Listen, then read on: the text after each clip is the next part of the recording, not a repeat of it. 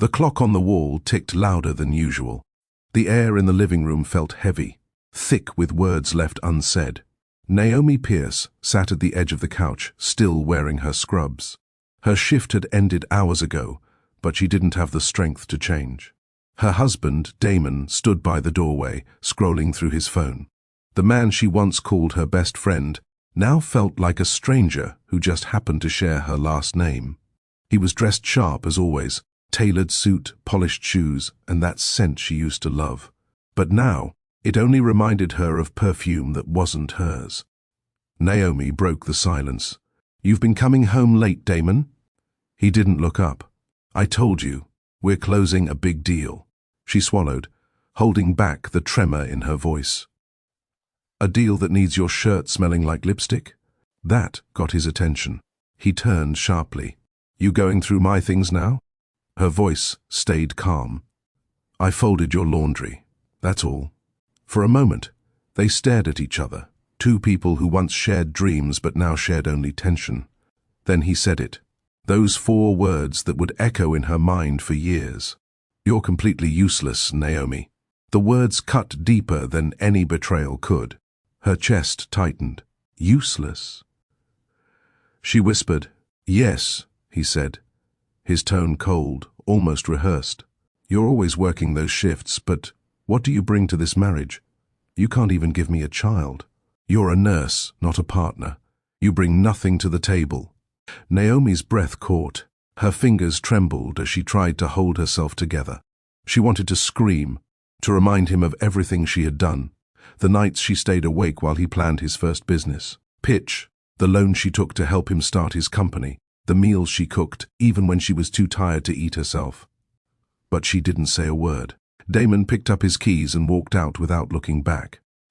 The door closed softly, but the sound tore something inside her apart. Naomi sat there in silence for a long time. The room felt unfamiliar, cold, distant, expensive, yet empty.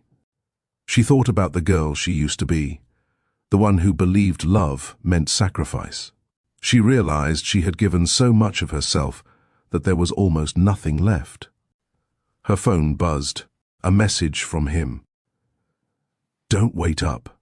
That was the last message he ever sent her as his wife. The next morning, Naomi woke up before dawn. The city outside was still asleep, but inside, her heart was wide awake. She stood in front of the mirror, staring at her reflection. Her eyes were swollen from tears, her hair loose and tangled, but for the first time she saw more than exhaustion. She saw clarity. She whispered to her reflection, "You're not useless. You've just been giving to the wrong person." She packed one suitcase, just clothes, her nursing ID, and a small framed picture of her grandmother. She didn't take jewelry, didn't take money, didn't even take their wedding photo. When she closed the door behind her, she didn't cry. She felt something new, peace mixed with pain.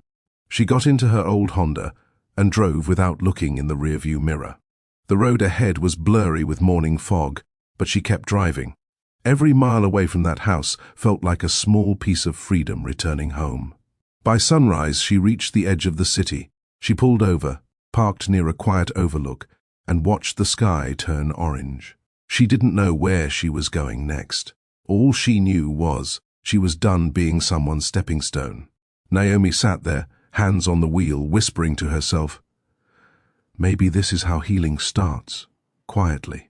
That same morning, Damon woke up in an empty house.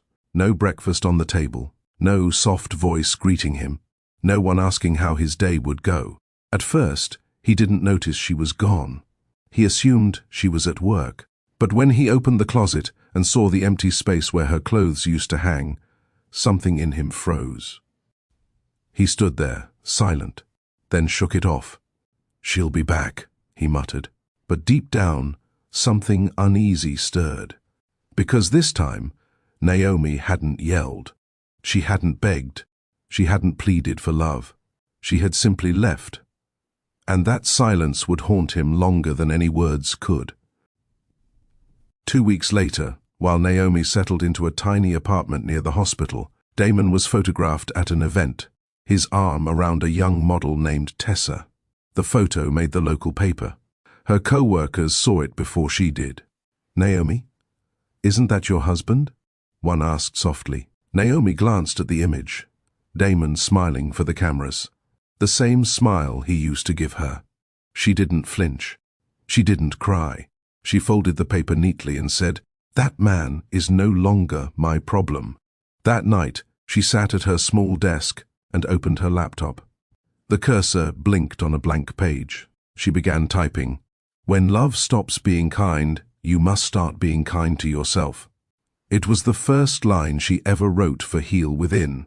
Weeks turned into months. Her nights were long, her meals simple, but her peace grew quietly. Some nights, she still thought about Damon. The laughter, the plans, the life that never became what she imagined. But then she remembered that pain doesn't define worth. Every tear she shed became a seed for strength. One day, while leaving the hospital after a double shift, Naomi saw a group of women gathered in the waiting area. One of them was crying, holding a baby. Naomi sat beside her and listened. The woman said through sobs, "He left us. I don't know what to do." Naomi didn't give advice. She simply said, "You'll learn." "I did." The woman looked up, confused. "You?"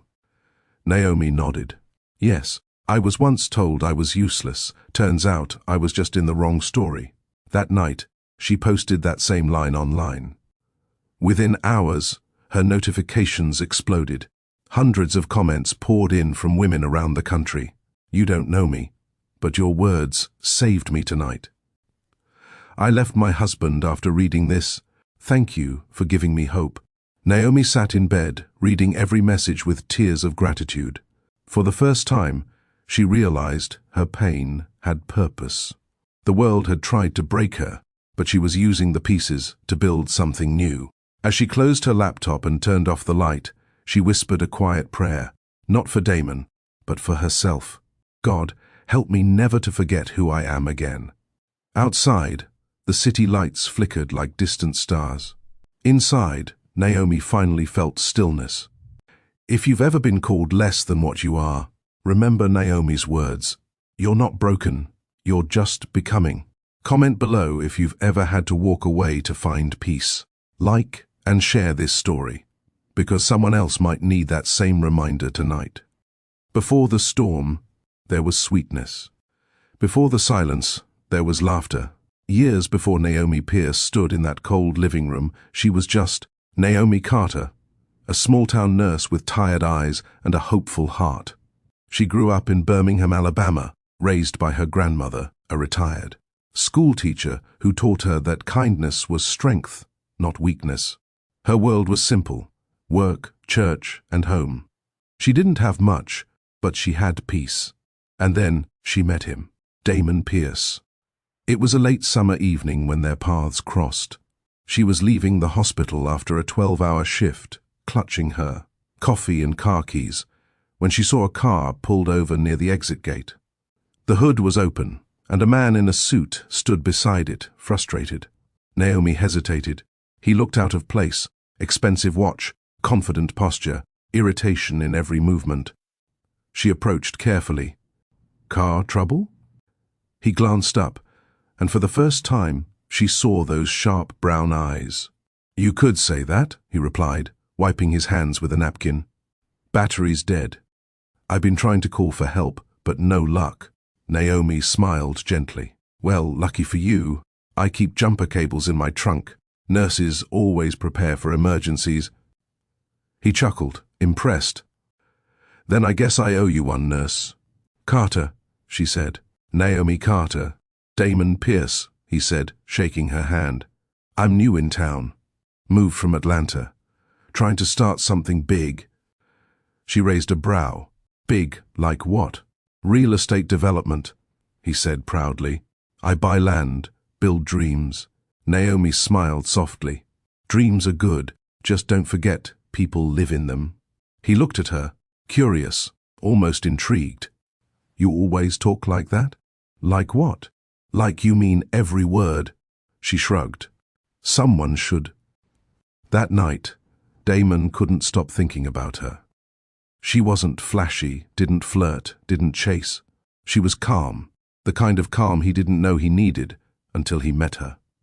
He sent her flowers the next morning. A simple note read, "For the woman who saved my evening." Dinner? Naomi almost said no. She wasn't used to men with perfect smiles and city confidence. But something about him felt sincere. Their first dinner was in a small Italian restaurant downtown. He asked questions about her life, her dreams, her work. He listened, really listened. By dessert, he said softly, "You're not like anyone I've met. You make everything feel steady." She smiled shyly. "Maybe because I live slow. You move fast. That's the problem," he replied. "I've been chasing success so hard, I forgot what peace looks like." She tilted her head. "And what does peace look like?" He looked right at her. Naomi blushed. For the first time in years, someone saw her, not the uniform, not the tired eyes, just her. Over the next few months, Damon visited Birmingham often. He'd wait outside the hospital after her shifts, holding coffee and that grin she couldn't resist. They talked about everything, his dreams of owning skyscrapers, her wish to open a small community clinic. She admired his drive, and he adored her compassion. He started calling her my calm. She didn't know it then, but that phrase would one day sting. When Damon proposed a year later, it wasn't with grand gestures. He took her back to that same hospital gate where they first met, got down on one knee, and said, "You gave me peace when I was lost. Let me spend my life giving you everything you deserve." Tears rolled down her cheeks as she whispered, "Yes." The wedding was small but beautiful. Naomi's grandmother smiled the entire time, whispering to her, "Kindness brought him to you. Keep it, but don't lose yourself." Naomi promised she wouldn't. They moved to Atlanta after the wedding. Damon's business had started growing, and he wanted to be closer to investors. Their first apartment was modest, one bedroom, a cracked ceiling, and a leaky faucet. But they made it home. He'd come home late, sometimes exhausted, sometimes empty-handed. She'd warm leftovers and sit beside him, listening as he talked about meetings, deals, and big plans. "Don't worry," he'd tell her. "One day, you'll have anything you want." Naomi would smile and say, "I already do." Damon's company, Pierce Estates, finally took off 2 years later. He landed his first $1 million deal. Reporters started calling. Businessmen started noticing. The same man who once drove a second-hand car now owned one with his initials engraved on the seats. Naomi was proud of him. She told everyone about his success. She worked double shifts to help pay for new office equipment, cooked for his staff during their late-night meetings, and even used part of her savings to furnish his first office. When he threw her a surprise dinner after closing his biggest deal, she felt tears in her eyes. "To my wife," he said that night, holding her hand, "the reason I even believed I could build something this big." Everyone clapped. Naomi beamed. She didn't know that success, if left unchecked, can turn love into ego. It started with small changes. Damon became busier, more distracted. His calls got shorter, his words sharper. Naomi brushed it off at first. "He's under pressure," she told herself. "He just needs time." But time didn't heal. It hardened. He started working weekends, missed dinners, missed birthdays. When she'd ask to spend time together, he'd sigh. "Naomi, not tonight. You wouldn't understand business stress." She'd stay quiet, nodding, waiting for him to look at her the way he once did. He didn't. Instead, he looked through her, as if she had become part of the furniture he once adored but no longer noticed. One Sunday morning, Naomi cooked his favorite breakfast, pancakes, fruit, and coffee just how he liked it. She wore a soft yellow dress and tried to bring back that warmth they used to share.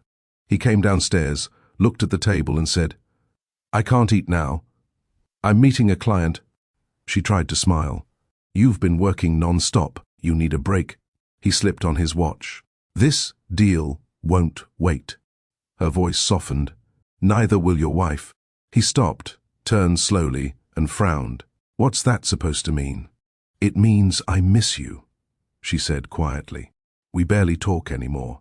He exhaled sharply, annoyed. "Naomi, please. You're overreacting. Not everything has to be emotional." She blinked back tears. "It's not emotional. It's marriage." He grabbed his keys and walked out. The pancakes went cold. That evening, Naomi sat by the window, looking out at the skyline. The city lights glittered like they used to excite her. Now they felt distant, like stars that belonged to someone else's sky. Her phone buzzed. A text from Damon. "Don't wait up. Big client dinner." She stared at the message for a long time. Something in her gut twisted. It wasn't suspicion, it was sadness. The kind that tells you something beautiful is slowly dying. She whispered to herself, when did we stop being us? The question lingered in the air, unanswered.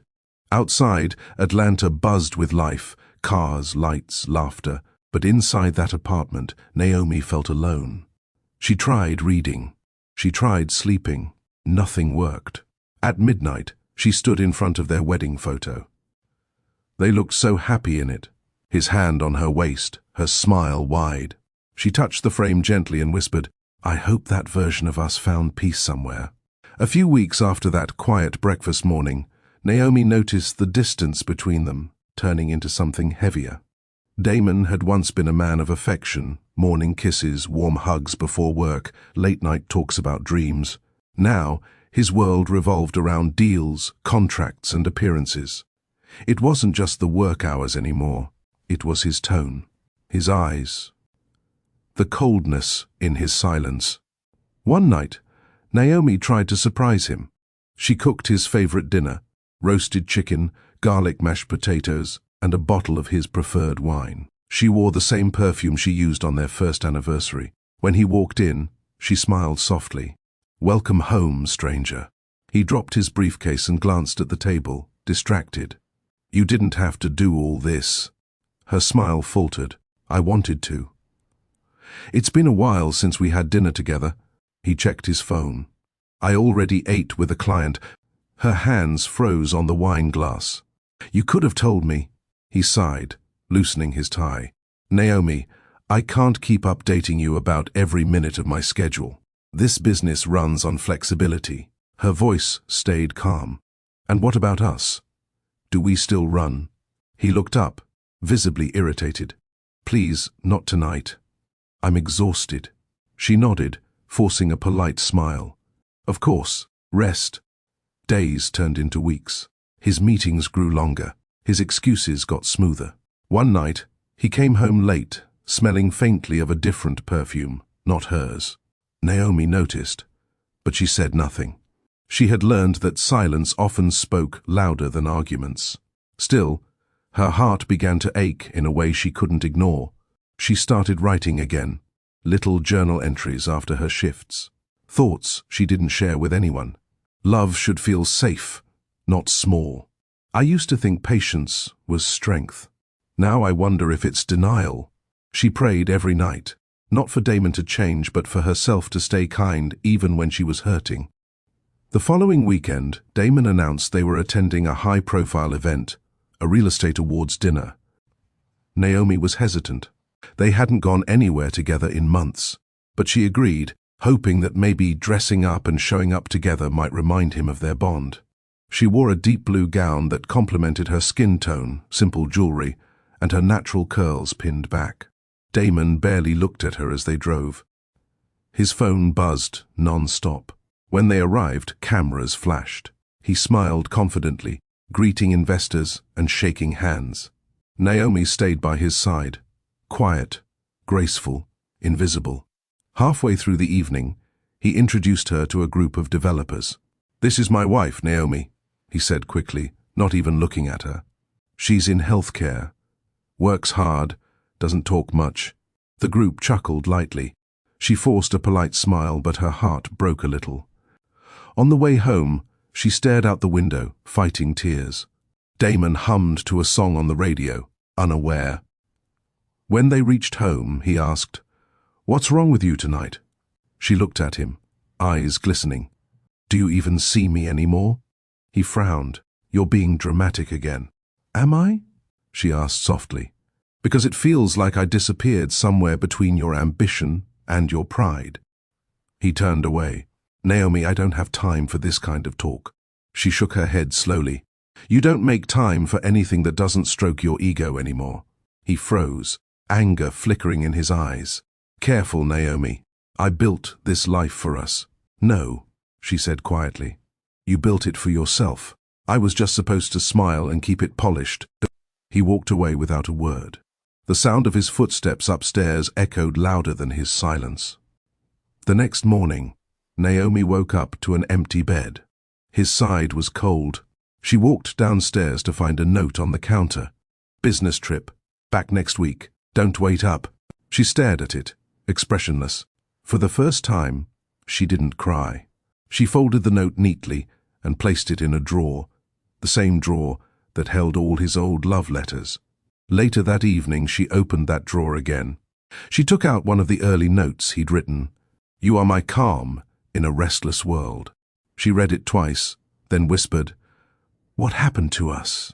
Her answer was silence. A few days later, Naomi went to visit her grandmother in Birmingham.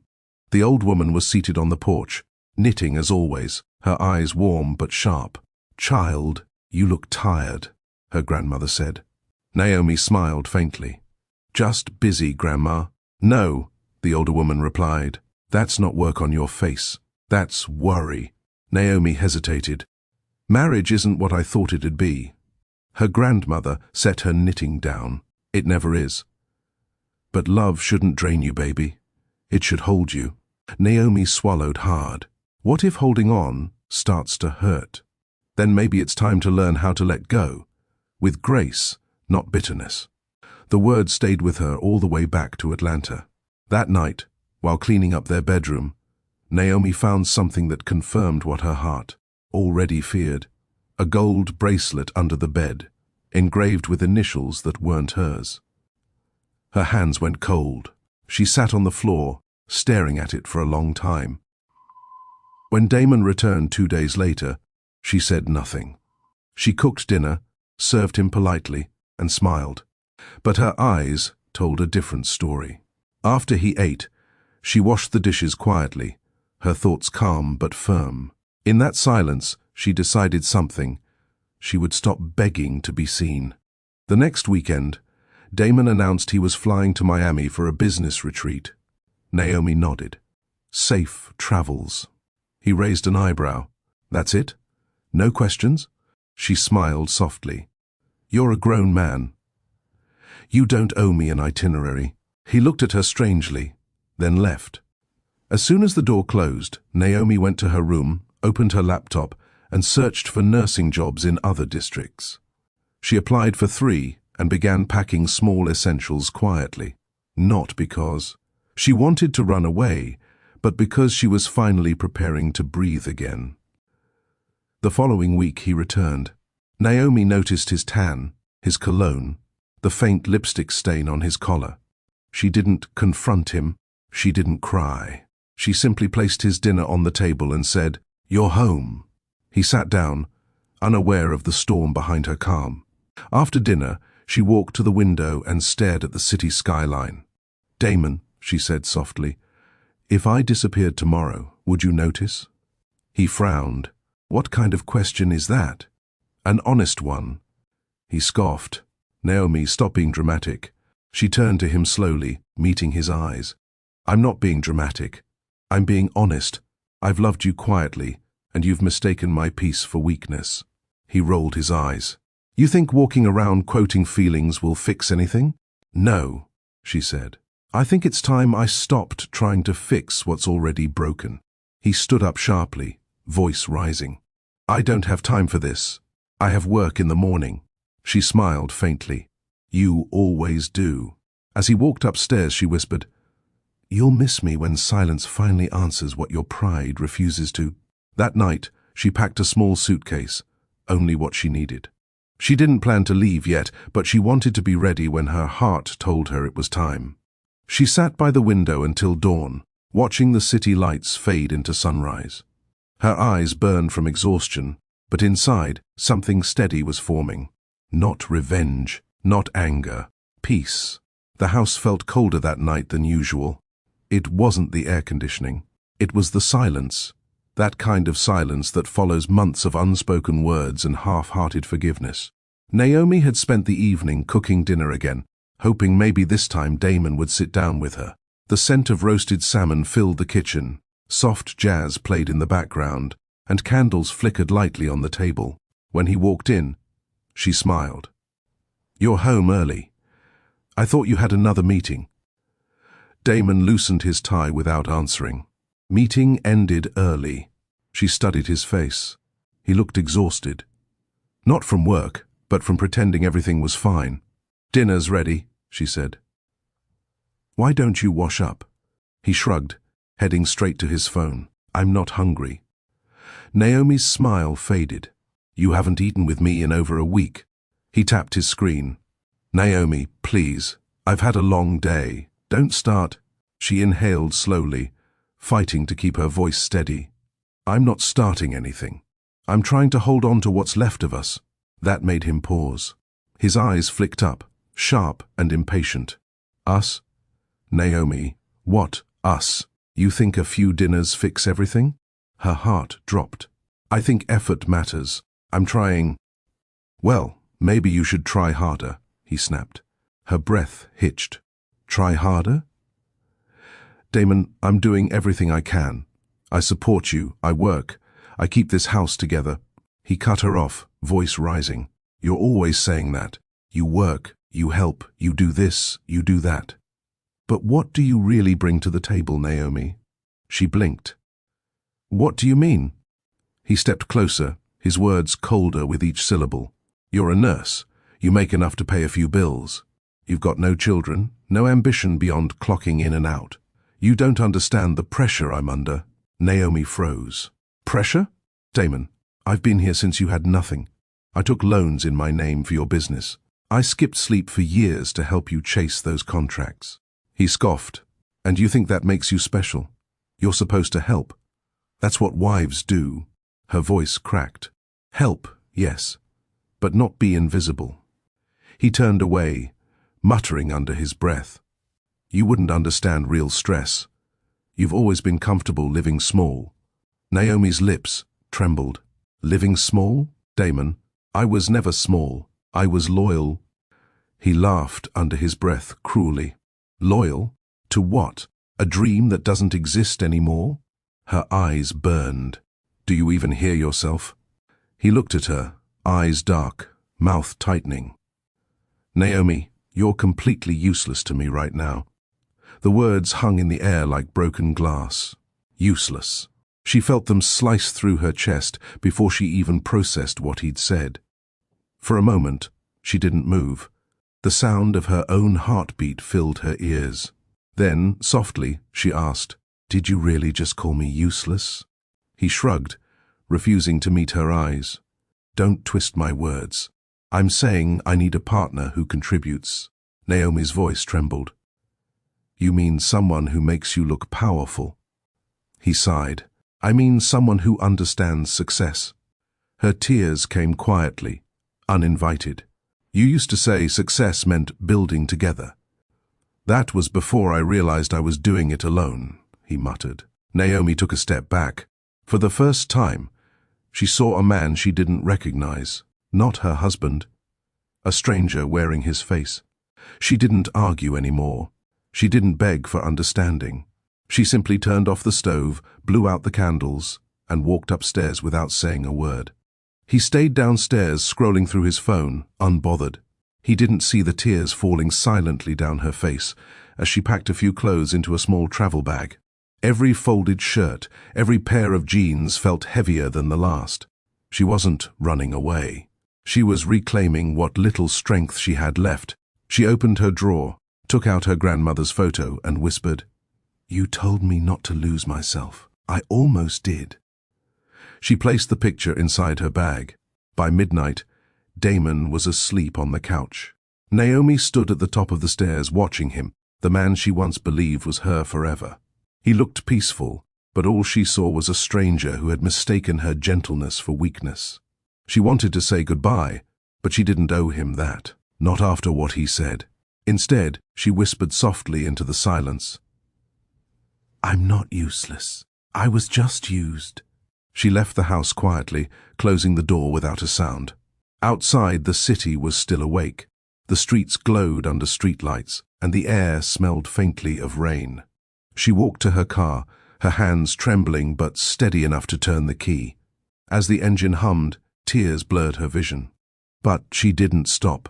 She drove through the night, headlights cutting through the fog, every mile putting distance between her and the man who broke her spirit. Hours later, she reached a small motel on the outskirts of town. The manager handed her a room key without asking questions. She was grateful for that. Inside, the room smelled like bleach and old air freshener. It wasn't much, but it was quiet, and right now, quiet was priceless. She sat on the edge of the bed, staring at her hands. They were shaking, not from fear, but from freedom. For years, those same hands had held Damon's pain, cooked his meals, balanced his chaos. Now, they were hers again. Naomi looked around the tiny room, peeling wallpaper, flickering light, and whispered to herself, "This is where my healing begins." She lay down without unpacking, still in her scrubs. Sleep didn't come easy, but peace finally did. When morning came, she woke to sunlight streaming through the window. The world outside was calm. For the first time in months, she didn't feel anxious about who Damon was with or what he might say. She turned on her phone. Dozens of missed calls. A few from friends, one from a number she didn't recognize, and none from him. That said enough. She put the phone down and whispered, "I was never the problem." She spent that morning looking for small apartments closer to her hospital. Found one in a quiet neighborhood with old oak trees and a coffee shop nearby. It wasn't fancy, but it felt right. Later that afternoon, she signed the lease and paid the deposit. When the landlord handed her the keys, she smiled weakly. "Starting fresh?" he asked. "Yes," she said simply. "Starting honest." That night, Naomi cooked a simple dinner for herself, pasta and tea. No table setting, no wine glasses, no pretense. Just peace. When she sat down to eat, she realized she hadn't smiled in weeks. She did now. Not because she was happy, but because she survived. She thought about Damon, his words, his tone, the way he dismissed her like she was nothing. For a long time, she'd believed her worth depended on his love. But now she understood. She had built him, not the other way around. And one day, he'd remember that. As she finished her meal, she looked out the window. The city lights sparkled in the distance, a reminder that life didn't end in heartbreak. It simply shifted. She whispered quietly, "You may have called me useless, Damon, but one day, you'll see that I was the best thing you ever lost." The morning sun poured through the blinds of Naomi's new apartment, soft and unfamiliar. The smell of fresh paint filled the air, and boxes lined the floor, half unpacked, half forgotten. It wasn't much.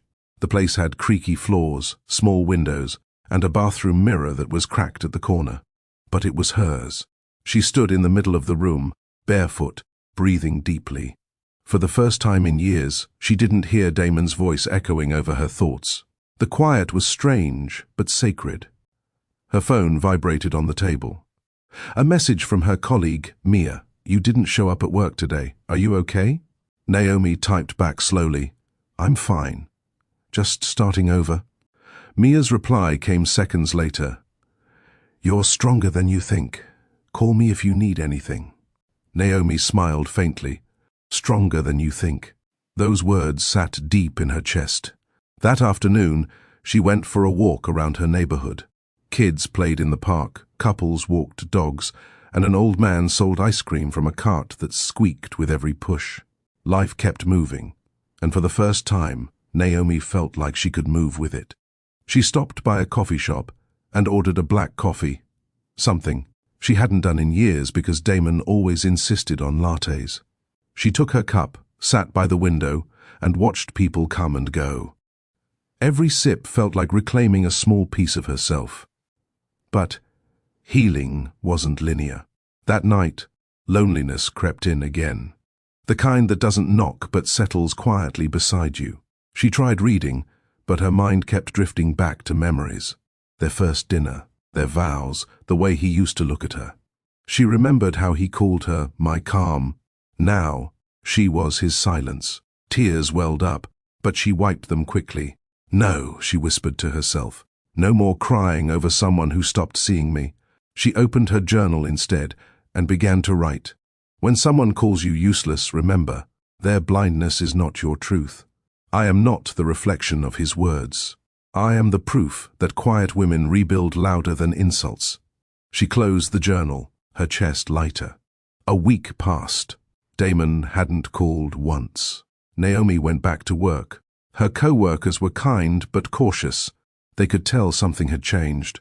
She smiled when they asked how she was, but her eyes told the truth. She was healing slowly. During her break, she stood in the hospital garden, watching patients with their families. An older woman smiled at her and said, "You look like you've been through a storm, but you made it out dry." Naomi chuckled softly. Something like that. The woman touched her arm gently. "Storms don't last, sweetheart, but they do clean the air." The words sank deep. Naomi realized she didn't hate Damon. She pitied him, because while she was learning peace, he was still chasing noise. Later that night, she went online and created a new account. She named it Heal Within. Her first post was simple. When love turns cruel, silence isn't weakness, it's power. She didn't expect much, but by morning the post had 20 comments and nearly 100 likes. Women wrote things like, "I needed this today. Thank you for saying what I couldn't. Please post more." Naomi blinked at the screen, overwhelmed. Something in her shifted. She realized her pain could be someone else's survival guide. Days turned into weeks. Her online following grew. Every night after work she'd sit at her desk with tea and write, not as a nurse, not as a wife, but as a woman rebuilding herself. Her posts weren't fancy or poetic. They were honest, raw, real. Sometimes closure comes when you stop waiting for an apology. Healing doesn't always roar. Sometimes it whispers, "I'm done." She never mentioned Damon's name, but her words carried his shadow and her freedom. Meanwhile, miles away, Damon's world began to shift. At first, he didn't notice Naomi's absence. He filled his days with work and his nights with distractions. The model, Tessa, had started showing up at his office, laughing loudly, bragging about brand deals, snapping pictures for social media. He enjoyed the attention, the glamour, the validation, but when the excitement faded, something else crept in, emptiness. He came home one evening, opened the door, and for a second, expected to smell Naomi's cooking, to hear her gentle welcome home. Instead, the house was silent, cold. He poured himself a drink and sat alone in the dark, scrolling through his phone, photos of him and Naomi smiling from years ago. He hesitated before opening one of her old texts. "Drive safe. Don't skip dinner again. You work too hard." He sighed. "You always cared too much," he murmured. But his pride was louder than his guilt. He convinced himself she'd come back eventually, that she was weak enough to miss him. He was wrong. 3 months passed before their paths crossed again, not in person, but online. One of Damon's investors sent him a link. Your ex, she's trending. You might want to see this." He clicked the link and froze. On the screen was a viral video of Naomi speaking at a local women's event. Her voice was calm, her presence radiant. "When someone calls you worthless," she said into the microphone, "remember that their words are a reflection of their emptiness, not your worth." Healing isn't about revenge. It's about rediscovering who you are without their noise. The audience clapped. Damon turned off the video halfway through, his chest tight. He didn't recognize her anymore, not the soft, uncertain woman he dismissed. This Naomi stood tall, confident, glowing with something he couldn't buy. He poured another drink, But the bitterness wouldn't fade. For the first time, Damon felt small. Naomi didn't know he'd seen it. She didn't care. Her focus had shifted to the future, one step, one post, one heartbeat at a time. She'd stopped checking his social media, stopped waiting for apologies, stopped wishing he'd call. Instead, she focused on her patience, her writing, and her quiet evenings filled with tea and gratitude. She wasn't healed yet, but she was no longer broken. One night, Mia visited her new apartment with takeout and a bottle of wine. "You're glowing," Mia teased, sitting cross-legged on the couch. Naomi laughed. "No, I'm surviving." "Same thing," Mia replied. "You know what they say. Survival is the softest kind of revenge." Naomi smiled. "Then, I'm winning." They clinked glasses. Later, as Naomi lay in bed, she whispered a small prayer. "Thank you, God, for getting me out when I didn't have the courage to leave." She closed her eyes and slept peacefully, something she hadn't done in a long time. Outside her window, the city lights flickered softly. Somewhere out there, Damon was realizing that success meant nothing if you had no one left to share it with. But that was no longer her concern. Naomi was too busy healing, too busy rising. If someone ever made you feel small, let this story remind you. You don't need their validation to rise. Comment below. If you've ever rebuilt your peace after someone broke your trust, like and share this video so more people can find strength in Naomi's journey. The city of Atlanta had a strange way of moving on without you. Billboards changed, stores closed, new towers rose. And yet, somewhere in all that noise, Naomi Pierce learned to live quietly. 3 months had passed since she walked out of Damon's house for good. She'd traded the sound of expensive cars and shouting matches for the hum of hospital hallways and her own heartbeat. She spent her mornings at the hospital, her afternoons walking through small neighborhoods, and her nights writing for Heal Within. It wasn't glamorous. It wasn't easy, but it was honest. One morning, Naomi stood in front of the hospital mirror, tying her hair into a bun. Her eyes looked different now, still soft but sharper. There was a steadiness there that hadn't existed before. Her co-worker, Mia, peeked through the door. "Girl, you're early again. You trying to win Employee of the Year?" Naomi smiled faintly. "Just trying to keep busy." Mia leaned against the wall, arms crossed. "Busy or distracted?" Naomi chuckled. "Maybe both." Mia tilted her head. "So, how's the blog thing going? You're becoming some kind of internet therapist, huh?" Naomi laughed. "It's not that serious. I just write what I wish someone had told me." Mia nodded. "Well, keep doing it. I see your posts getting shared everywhere. You're helping people more than you know." Naomi paused, her smile softening. "I hope so." That evening, after a long shift, Naomi returned to her small apartment. The air smelled faintly of lavender, her new favorite scent. She changed into her robe, brewed tea, and opened her laptop. Her latest post idea sat in her drafts folder. Healing doesn't always mean forgiveness. Sometimes it means peace without permission. She stared at the words for a while before typing. Her fingers moved slower than usual. Tonight felt heavier. The truth was, healing sounded beautiful online, but it was messy in real life. There were nights she still woke up reaching for the other side of the bed. Mornings when she'd forget he wasn't there. Sometimes she'd catch herself humming a song Damon used to play in the car, and stop halfway through, as if the melody itself betrayed her progress. But she didn't delete those moments. She wrote through them. That night she posted, "Healing is not a straight line. Some days you feel strong. Some days you miss what broke you. Both days count." Within hours, hundreds of comments poured in.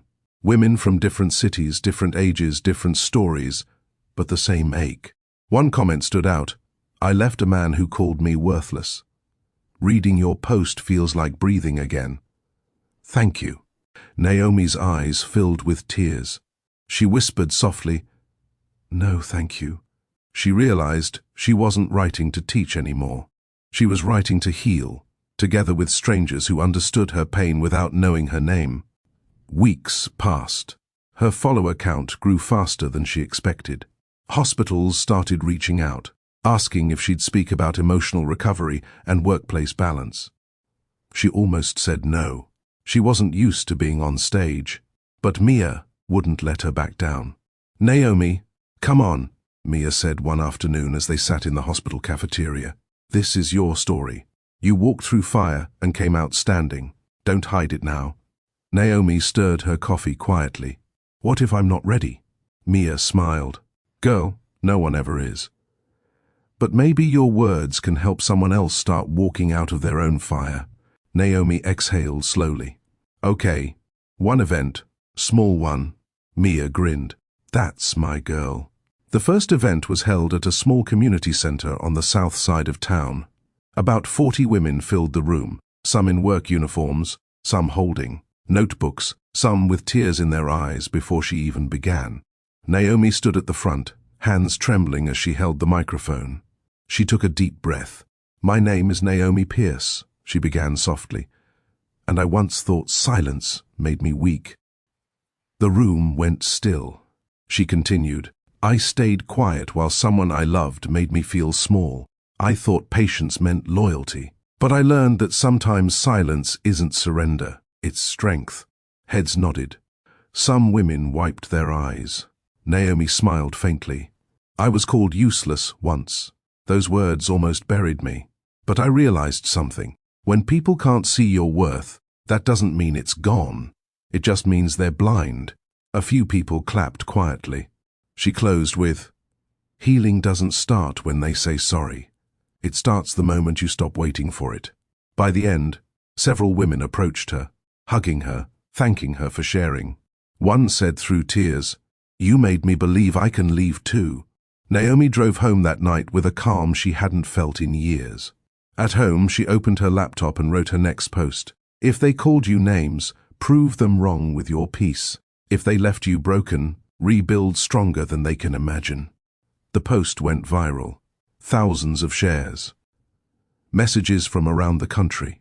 A local magazine reached out to feature her story, From Nurse to Healer, the woman behind Heal Within. She hesitated before saying yes. Fame wasn't her goal, but visibility meant reach, and reach meant helping more people. Meanwhile, Damon scrolled through his phone one night and saw her face on a mutual contacts feed. He froze. There she was, the woman he'd called useless, smiling in a photograph with the caption, "Naomi Pierce, building a platform that helps women heal from emotional pain." He didn't click the article. He didn't need to. The look in her eyes said everything. Peace, power, and a kind of grace he couldn't buy back. He tossed his phone on the table and leaned back, staring at the ceiling. For the first time, he wondered if maybe the word useless had always belonged to him. Back in her apartment, Naomi made tea and sat by her window. Outside, the city lights blinked like tiny reminders that life goes on, even when you think it can't. She opened her journal again, writing, "Healing isn't about forgetting. It's about remembering without breaking." She smiled, closed the book and whispered, "I'm finally remembering who I was before him." Her reflection in the window smiled back, not broken, not bitter, just becoming. The next few weeks brought a kind of rhythm Naomi hadn't felt in years. She'd wake early, make tea, answer messages from women following Heal Within, then head to the hospital for her shift.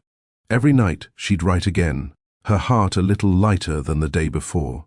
But as much as her life was stabilizing, there were still moments when the past tried to whisper. A familiar song, a scent, a drive through a neighborhood where she and Damon once shared dreams. Healing didn't mean forgetting. It meant learning to breathe without pain every time memory knocked. One Saturday, Naomi visited her grandmother in Birmingham. The same house with the creaking porch, the wind chimes, and the smell of lemon pie cooling on the counter. Her grandmother's eyes lit up the moment she saw her. "Baby, look at you. You look like peace dressed up in a woman's skin." Naomi laughed softly and hugged her tight. "I feel better. Different." Her grandmother studied her face. "That man hurt you, didn't he?" Naomi hesitated, then nodded. "Yes, Mum. but I don't hate him anymore." "That's good," her grandmother said, patting her hand. "Hate is heavy. You drop it, you walk easier." They sat on the porch, watching the sky turn orange. Naomi sipped lemonade and whispered, "He called me useless once." Her grandmother turned slowly, eyes narrowing. "And you believed him?" "Not anymore," Naomi said. "But for a while, I did." The old woman smiled gently. "Child, the devil uses lies that sound like truth. Don't you ever let somebody's blindness define your reflection." Naomi felt something warm bloom inside her chest. "I won't." Her grandmother nodded. "Good. Because that word he threw at you, useless, it'll become your proof. You'll use it to build something that helps others find their worth again." Naomi smiled faintly, thinking about her growing audience online. Maybe that's already happening. Back in Atlanta, life began to expand. Her next speaking invitation came from a local nursing conference. They wanted her to talk about emotional endurance in healthcare. She was nervous, but she said yes. On the day of the event, she stood behind the stage curtain, palms sweaty, notes trembling slightly. Mia was there too, whispering, "You got this. Remember, you're not talking about pain, you're talking about power." When Naomi stepped on stage, the room quieted. Hundreds of nurses looked at her expectantly. She began softly. 3 years ago, I was married to a man who said I had no purpose, that I was useless." A hush fell over the room. "But I learned something," she continued, voice steady. "The worst thing someone can do is confuse your silence for weakness. Silence is where strength grows." Heads nodded. Some women wiped tears. She smiled. "You are not your mistakes. You are not what they called you. You are what you choose to become after they break you." By the end of her talk, the entire room was on their feet. The applause was long and heartfelt. Naomi bowed her head, humbled and grateful. Later that night, she received a message from the conference organizer, "You moved people today. Thank you for speaking truth with grace." Naomi stared at the message, tears welling in her eyes. She replied simply, "Thank you for letting me share." But deep down, she knew she wasn't just sharing anymore. She was transforming pain into purpose. Meanwhile, her following online had crossed 50,000. Her inbox overflowed with stories of women rebuilding after heartbreak. Some were newly divorced. Some were healing from loss. All of them saw her as a beacon, someone who understood without judgment. One message came from a young nurse named Harper. She would later change the name for privacy. "I'm scared to leave. He makes me feel like nothing. But when I read your posts, I start to believe I can make it too." Naomi typed back carefully, "You already made it the moment you started believing there's more to life than pain. Trust your worth." After sending it, she closed her laptop and whispered to herself, "That's the kind of woman I needed when I was breaking." A few days later, a journalist from Atlanta Living magazine contacted her for an interview. "Your page has touched thousands," the journalist said. "We'd love to feature your story, how you turned heartbreak into healing." Naomi hesitated. "I don't want it to be about my marriage. I want it to be about growth." The journalist smiled. "That's exactly what makes your story worth telling." The photo shoot took place in a small park downtown. Naomi wore a white blouse and a soft green skirt. No fancy makeup, no filters, just her. The photographer said, "You have this quiet confidence. That's rare." Naomi smiled. "That's because I earned it." When the article came out 2 weeks later, the headline read, "From Nurse to Healer, How One Woman's Story is Changing Lives." The piece went viral. The next day, Heal Within gained another 20,000 followers. Hospitals reached out for collaborations. Podcast hosts sent invitations. Naomi sat in her apartment that night, staring at her screen in disbelief. "All from the word useless," she whispered. But this time, she smiled. Across town, Damon saw the article too. It popped up on his social feed. He clicked on it, and there she was, the woman he'd dismissed, now a name people respected. The article quoted her directly, "Healing isn't revenge. It's rediscovering who you were before the world tried to shrink you. Damon leaned back in his chair, silent. Tessa, sitting across the room, asked, "What are you reading?" He turned the tablet face down. Nothing. But it wasn't nothing. It was everything. For the first time, he realized Naomi hadn't just left him. She had outgrown him. Weeks passed. Naomi didn't think about him much anymore. Her life was full, busy, meaningful, grounded. Every morning she looked in the mirror and saw a woman who no longer needed someone else's validation to feel alive. She was still healing, yes, but she was also thriving. Her once quiet world was now filled with voices. Women laughing at her retreats, nurses thanking her for speaking, and readers sending messages like, "You helped me walk away." Naomi no longer lived for one man's approval. She lived for her own peace. And she finally had it. That night, she sat by her window with tea and whispered to herself, "I thought silence would destroy me. Turns out, it saved me." The wind brushed against her curtains as if agreeing. Naomi smiled, eyes closed. Healing had started in her silence, and that silence had become the loudest proof of her strength. While Naomi's world grew brighter, Damon Pierce's began to dim. Success had always been his compass. As long as the deals were flowing, the clients were smiling, and his name echoed through Atlanta's real estate circles. He felt untouchable. But pride has a quiet way of poisoning its own foundation. For a while, Damon didn't notice the cracks forming around him. He spent his nights at charity galas, rooftop parties, and industry dinners, always with Tessa on his arm. She was young, loud, and captivating. Everywhere she went, cameras followed. She dressed like luxury, spoke like confidence, and laughed like every room belonged to her. At first, Damon liked that. It felt good to be envied again. When they walked into events together, he could feel the eyes on them. "Power couple," people whispered. He smiled at that phrase, ignoring how hollow it sounded compared to what he used to have. But glimmer fades fast when it isn't real gold. Tessa wasn't like Naomi. She didn't care about quiet nights, home-cooked meals, or conversations that reached the soul. Her world was filters and fame. She liked attention more than affection. She liked gifts more than gestures.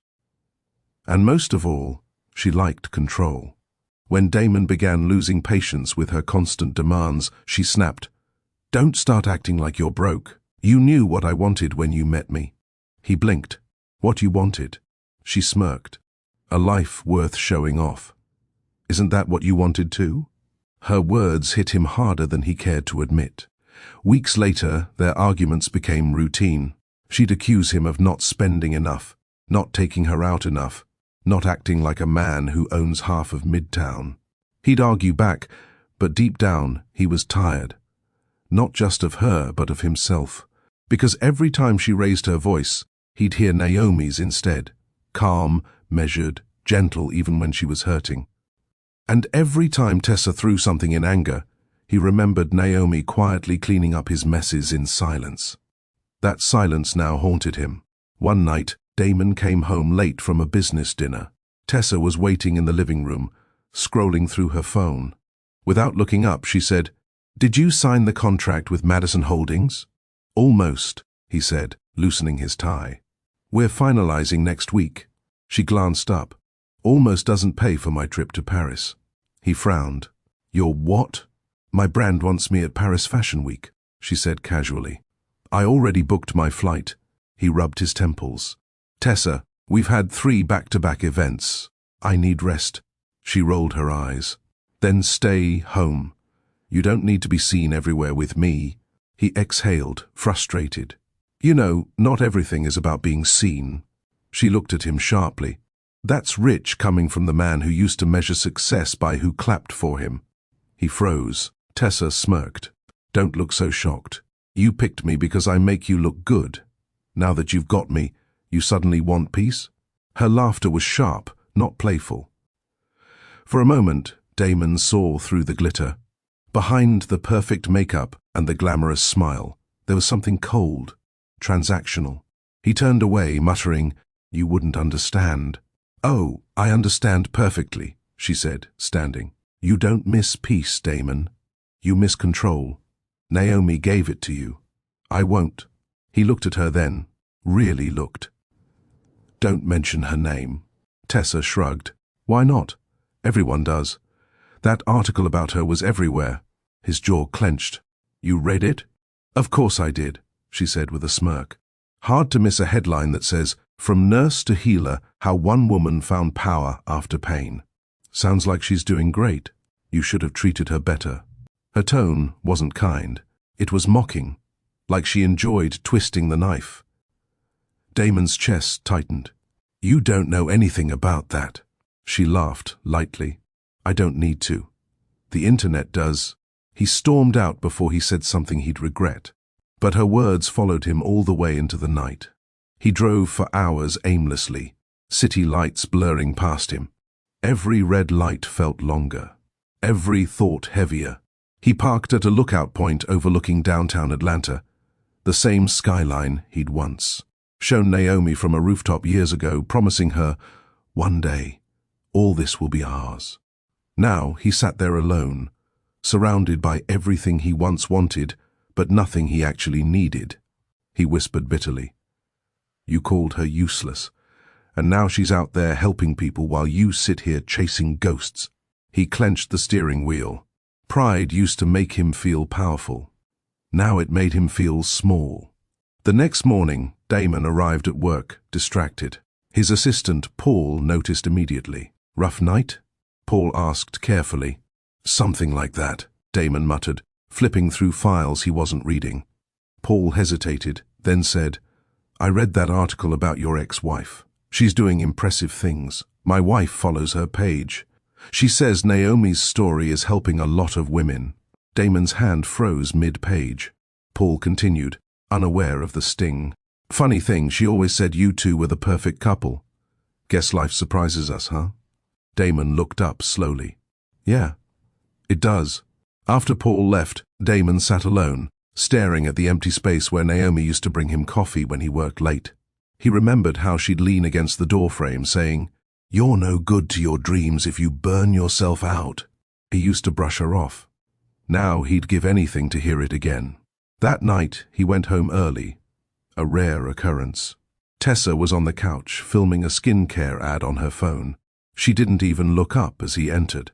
He stood there for a moment, watching her laugh for the camera, her voice dripping with a charm that felt fake now. When she finished, she asked without glancing at him, "You're home early. Something wrong?" "Everything," he said quietly. She looked up finally, frowning. "What's that supposed to mean?" He didn't answer. He just walked past her and into the kitchen, opening a bottle of water instead of wine. Tessa followed him, arms crossed. "You've been moody for weeks. Is it work or her?" He turned slowly. "What? Don't play dumb," she said. "You've been acting like you saw a ghost. You think I don't know you still stalk her page?" He froze, caught off guard. She smirked. "Yeah, I've seen your searches. You type her name at least once a week. You can't stop looking, can you?" His throat went dry. "You went through my phone?" "I looked out of curiosity," she said coldly. "You talk about moving forward, but half your mind's still with the woman who left you." He didn't deny it. He couldn't. Tessa stepped closer, voice sharp. "You don't miss her. You miss who you were when she believed in you." Her words hit harder than any argument. Damon walked past her and headed upstairs without saying a word. That night, he couldn't sleep. He sat at the edge of the bed, head in his hands, staring at the floor. In the darkness, he whispered to himself, "I built everything except peace." For the first time since Naomi left, he allowed himself to feel the full weight of what he'd lost. Not just a wife, but the woman who believed in him when no one else did. And no amount of money, fame, or glittering company could fill that silence. Damon woke up to an empty bed. For a split second, his half-dreaming mind expected to see Naomi's soft curls. On the pillow beside him, her slow breathing, her quiet hums before dawn. Instead, there was only silence. Tessa's designer purse was gone from the dresser, her perfume scent lingering faintly in the air. He didn't panic. He'd gotten used to her disappearing when she didn't get what she wanted, but this time, she didn't come back by evening. Instead, she sent a single text. "You've become boring. Call me when you learn how to have fun again." He stared at the screen, thumb hovering over the reply button. Then he put the phone down.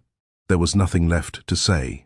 He poured himself coffee and sat at the kitchen counter, staring into the black liquid, as if it could give him answers. For years he'd chased success, love, approval, anything that made him feel like somebody. Now, sitting in that huge house, surrounded by luxury and silence, he realized he'd built everything on sand. Days passed, then weeks. His company started showing cracks too. A major investor pulled out of a development deal. Another contract fell through because of delayed permits. And when Damon called his bank to cover a new project, they hesitated. "You've taken a few risky moves lately, Mr. Pierce," the banker said. "We'll need to reassess before extending more credit." Damon hung up, trying to keep his frustration from boiling over. He still had money, plenty of it. But what good was a fortune if it couldn't buy peace of mind? He sat in his office that afternoon, staring out the window at the skyline he once conquered. Every building reminded him of a time he'd run into Naomi's arms after another small victory. Her voice echoed in his memory. "I'm proud of you, but don't forget to rest." He closed his eyes. "You were right about everything," he whispered. Meanwhile, Naomi's name kept popping up everywhere. One morning, as he scrolled through his feed, a headline caught his eye. "Local nurse-turned-healer expands her foundation statewide." Below it was a picture of Naomi cutting a ribbon in front of a wellness center, surrounded by smiling women and cameras. The caption read, "The Heal Within Foundation, founded by Naomi Pierce, offers mental health support and recovery programs for women overcoming emotional trauma." Damon's chest tightened. She'd even kept his last name for the brand. At least, that's what he thought, until he saw the next line, formerly the Pierce Renewal Foundation. The organization has officially rebranded under Naomi's maiden name. She had dropped him entirely. He leaned back in his chair, exhaling sharply. It wasn't anger he felt, it was emptiness. The woman he once called useless had become everything he wasn't. Focused, respected, at peace. That night, he drove aimlessly again. Atlanta's skyline glowed against the night sky, but all he saw was distance, miles, between who he was and who he could have been if he hadn't let pride lead him. He ended up at the same restaurant where he'd once taken Naomi on their anniversaries. The hostess smiled politely. "Table for one?" she asked. He nodded. "Yeah, just one." He sat by the window, ordered her old favorite, salmon with lemon butter sauce, without even realizing it. Halfway through his meal, laughter echoed from a nearby table. A young couple sat there, holding hands, whispering, smiling. Damon couldn't look away. For a moment, he saw himself and Naomi again. The early years, the love, the hope. He pushed his plate away and whispered, "You were never the problem. I was." Back at home, the silence became unbearable. No Tessa, no Naomi, no warmth. The walls felt like strangers. He walked into the living room, picked up a framed photo. Their wedding day. Naomi in her white gown, smiling shyly, holding his hand. He stared at it for a long time, his reflection overlapping with hers in the glass. "Why didn't I see you when you were right here?" he murmured. For the first time in years he cried, not the proud kind of tears. Men hide, but the kind that come when regret finally finds its voice. The next morning, he showed up to work late. Paul, his assistant, met him at the door. "Sir, the board wants a meeting. Investors are getting anxious." Damon nodded quietly. "I'll handle it." He walked into the boardroom, his once loyal partners seated with stiff faces. "Damon," one of them began, "the numbers don't look good. You've been distracted." "I know," he said simply. "Clients are questioning the company's direction," another added. "You need to refocus." He nodded again, but his mind was elsewhere. Not on numbers, not on deals, but on how easily he'd traded people for power. When the meeting ended, Paul stopped him in the hallway. "Sir, if you don't mind me saying, you used to be different." Damon turned. "Different how?" Paul shrugged. "Back when Mrs. Pierce used to stop by, you smiled more. You looked alive." Damon didn't reply. He couldn't. He just walked away. That evening, as the sun dipped below the skyline, Damon stood in his backyard, staring at the pool's still surface. The reflection of the sky looked endless, but all he saw was his own loneliness staring back. He whispered, "You told me silence was dangerous. I didn't listen." He thought of Naomi's laughter, soft, genuine. He thought of her last words before she left. "You've mistaken my peace for weakness." He finally understood what she meant. Meanwhile, Naomi's world kept moving forward. At her new wellness center, she stood in front of a group of women sharing her story. She spoke about self-worth, resilience, and forgiveness. Her closing words struck a chord. Sometimes the universe removes people from your life because they no longer deserve the version of you that's growing. The audience applauded. Later that night, as she packed her notes, a volunteer said, "It's amazing how calm you are, Miss Naomi. You speak like you've made peace with everything." Naomi smiled softly. "I have." Back across town, Damon scrolled through his phone one last time that night. He opened her foundation's website. There was a photo of Naomi standing in front of the building with her staff. Her bio read, "Naomi Carter believes every woman has the power to rebuild her life, no matter who tried to break her." He whispered the name slowly.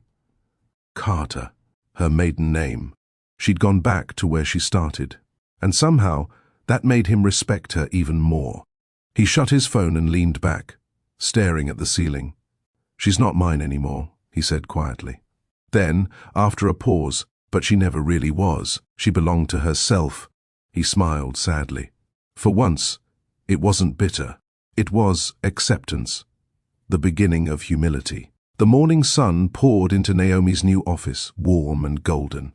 Framed photos lined the walls, not of vacations or luxury, but of women who had rebuilt their lives. Survivors, mothers, dreamers. The brass nameplate on her desk read, "Naomi Carter, founder, Heal Within Foundation." 3 years earlier, she'd walked out of a mansion with nothing but a suitcase and her dignity. Now she walked into her own building every morning, one filled with the same kind of peace she once begged for. Her assistant Layla stepped in, holding a folder. "Morning, Miss Carter. We've got a call from Mercy Hospital. They want you for a mental health partnership." Naomi smiled. "That's great news. Let's schedule it for next week." Layla hesitated. "There's also a request from Atlanta Business Monthly. They want to feature you for their Women Who Lead issue." Naomi paused. "Again?" Layla grinned. "You're popular now. Everyone wants to know your secret." Naomi chuckled softly. "My secret is sleep and boundaries." They both laughed.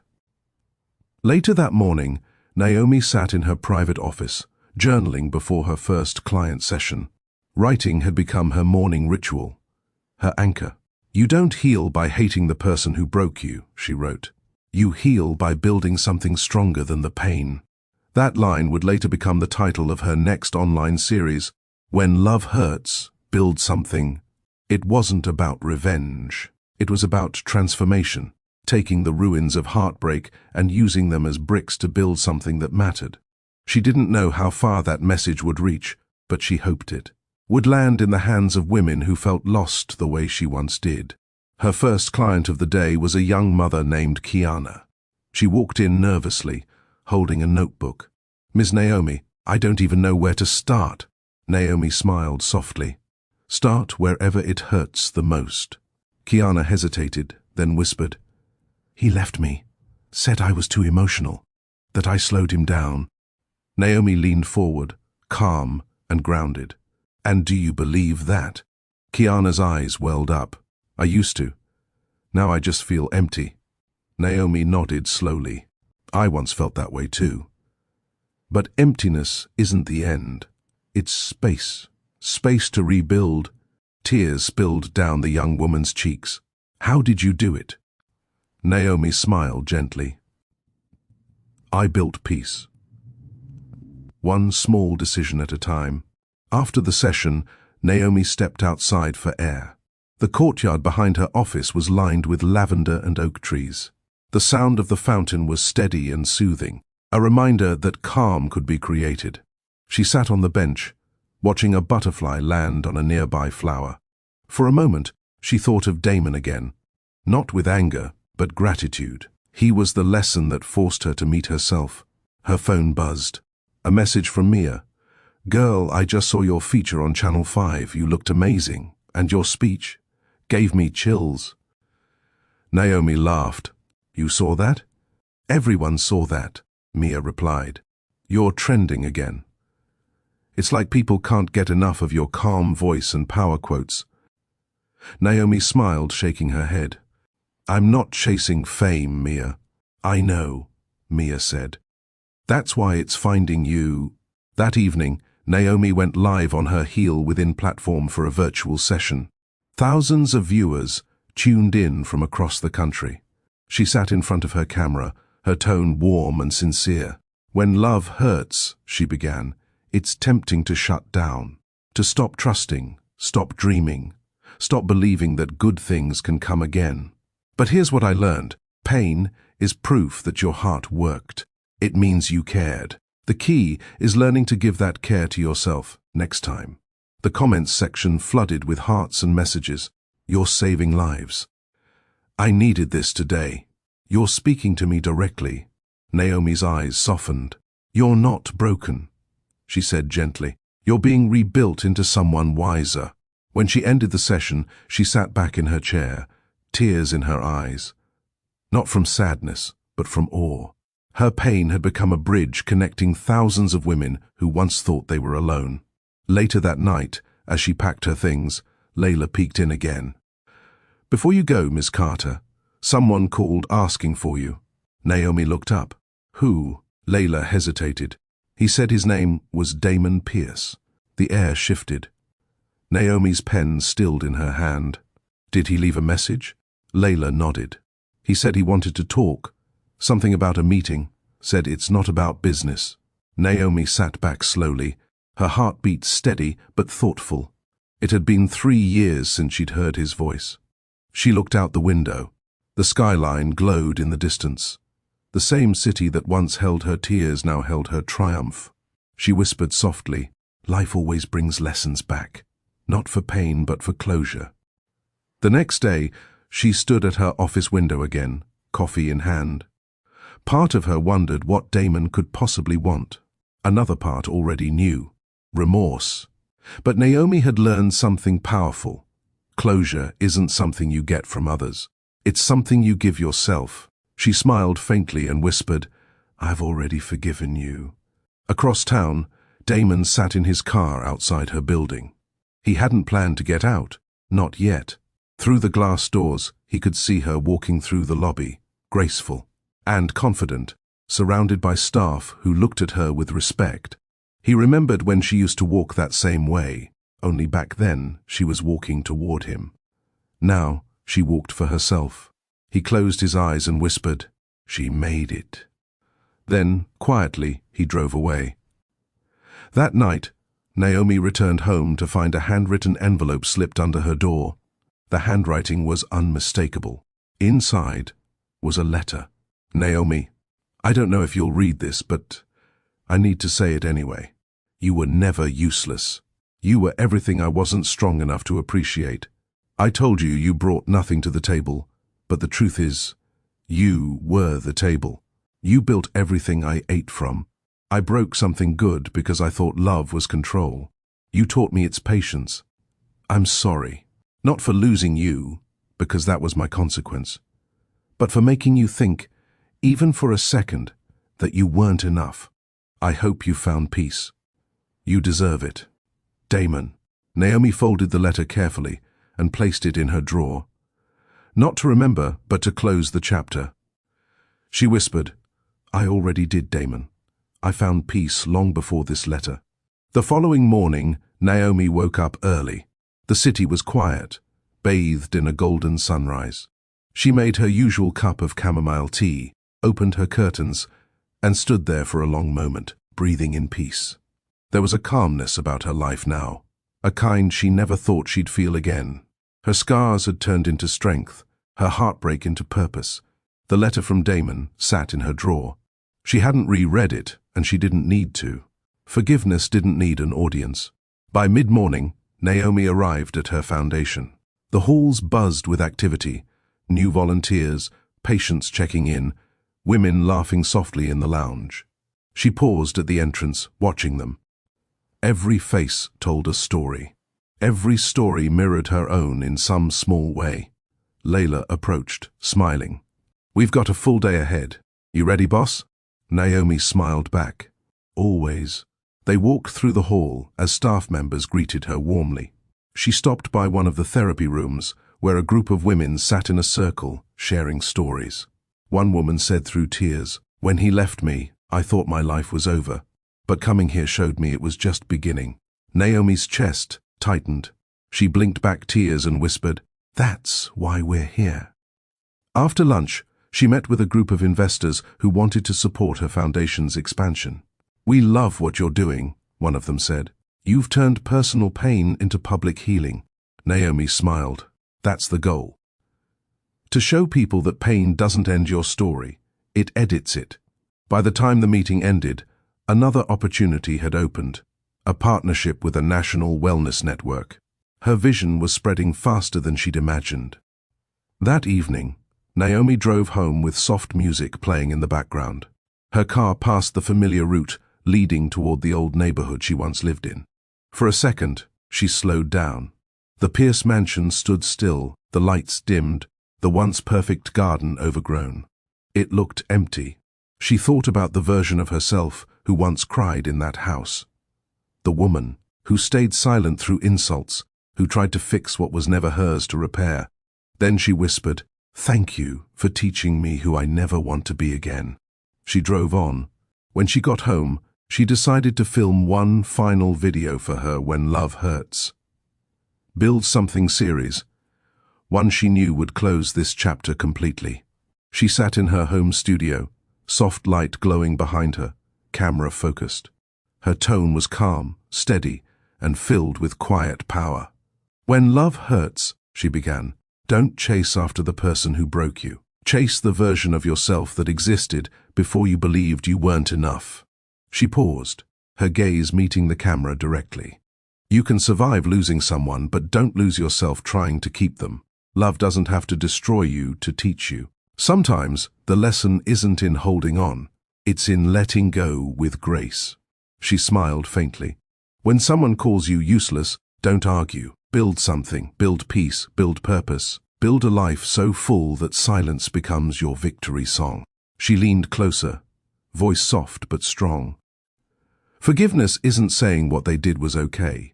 It's saying you deserve to stop hurting over it." Her eyes glistened. "And if you're watching this, you deserve peace too." She took a deep breath and ended with, "When love hurts, build something. Because the greatest revenge is living a life you don't need to explain." She clicked stop recording. That night, she uploaded the video and went to bed without checking the analytics. She no longer chased numbers. Her peace didn't depend on views. It lived in her now. But by morning, her phone was flooded with notifications. The video had gone viral overnight, millions of views, thousands of comments, and news outlets calling her the voice of emotional healing. One comment read, "You made me leave a toxic marriage today. I packed my things and chose peace." Another said, "You don't know me, but you just saved my life." Naomi pressed her hand to her chest. "Thank you, God," she whispered. A week later, she stood backstage at a national conference on women's wellness, preparing for her biggest speech yet. As she waited for her name to be called, she glanced at the note cards in her hand, then smiled and tucked them away. She didn't need them anymore. When she walked on stage, the applause was thunderous. "Good afternoon," she began. 3 years ago, I was called useless. Today, I stand before you as a woman who learned that being broken doesn't mean being done." The room went silent, listening, breathing with her. She continued, "Healing taught me that you don't rise by fighting back. You rise by rebuilding, quietly, consistently, until your peace makes more noise than their insults. The audience stood, clapping through tears. Naomi smiled, her voice soft but unwavering. And if you remember nothing else, remember this: when love hurts, build something. After the event, she stepped outside, the wind brushing against her face. A familiar peace settled over her heart, not the kind that comes from forgetting, but the kind that comes from surviving with grace. She thought of Damon for the last time and whispered, "We were both lessons." Then she smiled and walked toward her car, ready for whatever came next. If this story moved you, take a moment to reflect. Have you ever been made to feel small and then found strength in your silence? Tell your story in the comments below. Someone might find courage in your words, and if you believe healing deserves a voice, hit that like button. Share this video with someone who needs to be reminded that peace is power. Don't forget to subscribe for more real, emotional stories that teach life lessons. Stories like Naomi's that remind you, you are not defined by who hurt you. You are defined by what you build after. Atlanta buzzed with excitement that evening. The city's annual healthcare and wellness gala, a grand event celebrating industry. Leaders filled the downtown convention center with flashing lights, camera clicks, and polished smiles. It was a night of elegance, charity, and recognition. But for Naomi Carter, it was something deeper. 3 years ago, she'd attended a similar event, standing quietly, beside Damon, smiling while he spoke, clapping when others clapped. Back then, she'd been invisible. Tonight, she was the keynote speaker. Her arrival drew attention the moment she stepped out of the car. Naomi wore a flowing emerald gown, her hair swept elegantly over one shoulder. The color matched the calm in her eyes, powerful yet gentle. Reporters rushed forward, flashes lighting up the carpet. "Miss Carter, how does it feel to be the face of healing in America?" One asked. Naomi smiled warmly. "It feels like grace. Pain tried to silence me, but it taught me to speak." Another leaned in. "Your foundation's expansion has inspired thousands. What's next for Heal Within?" She replied, "We're launching mental health programs in schools next year. Healing shouldn't start after heartbreak. It should start early." The cameras clicked rapidly. She thanked them and walked toward the hall, her confidence quiet but commanding. Inside, chandeliers sparkled overhead as the city's finest mingled. Naomi greeted familiar faces, doctors, nurses, entrepreneurs, each congratulating her on the success of her foundation. She smiled graciously but kept her composure. Fame wasn't what she came for. Tonight was about gratitude. As she made her way toward her table, a voice behind her said softly, "Naomi." She froze. She knew that voice. The tone, the weight, the history in it. Turning slowly, she saw him, Damon. He stood a few feet away, wearing a dark suit that couldn't hide the exhaustion in his eyes. He looked older, quieter, humbled. Their eyes met for the first time in 3 years. For a moment, neither spoke. The noise of the room faded until it felt like only the two of them existed. Finally, Damon broke the silence. "You look incredible." Naomi smiled politely. "Thank you. You look, well," he chuckled softly, almost to himself. "You don't have to lie." She tilted her head. "I didn't." There was a pause. Then gently she asked, "What are you doing here, Damon?" He exhaled. "One of my partners is sponsoring tonight's event. I didn't know you were speaking until I saw your name on the list." Naomi nodded, her tone calm. "Well, I hope you enjoy the evening." As she turned to leave, he spoke again, this time softer. "Naomi, wait." She stopped, but didn't face him yet. "I never got to thank you," he said. Her brow furrowed slightly. "For what?" "For walking away," he replied. "You leaving forced me to meet myself. I didn't like the man I saw." Naomi turned fully now. "And did you change him?" He nodded slowly. "I'm trying to. You were right. Peace is something you build, not something you buy." Her eyes softened slightly. "I'm glad you learned that I still remember what you said, he continued. You told me you had everything, just not for me. I finally understand what that meant. She didn't reply. Her silence said enough. Before she could respond, the event host announced, "Ladies and gentlemen, please take your seats. The program will begin shortly." Naomi gave Damon a polite nod. "Take care of yourself, Damon." Then she walked away, graceful, poised, untouchable. He watched her go, realizing that the distance between them wasn't measured in feet but in growth. She had healed beyond his reach. Later that evening, Naomi sat at her table, preparing for her keynote speech. The host introduced her with warmth and admiration. "Our next speaker is a woman who turned heartbreak into healing and pain into purpose, the founder of Heal Within, Miss Naomi Carter." Applause erupted as she walked to the podium. She smiled at the crowd, scanning the room. And for a brief second, her eyes met Damon's again. He sat near the back, quiet, listening. "Good evening," she began. "3 years ago I stood in a similar room, not as a speaker, but as someone who thought she had lost everything. Tonight, I realize I never lost myself. I only shed what no longer fit the woman I was becoming." The room was silent. Naomi continued, her voice steady and warm. "When life breaks you, it's easy to focus on what you lost. But pain can be a seed. If you plant it right, it grows into purpose." She smiled gently. "I was called useless once. That word used to haunt me. Now it reminds me how powerful silence can be when you let your success speak instead." Applause filled the room, long and heartfelt. She ended her speech with grace. True healing doesn't come from revenge or validation. It comes when you look in the mirror and see peace staring back. When love hurts, build something. The audience stood. Cameras flashed. From the back, Damon clapped too, not out of guilt, but respect.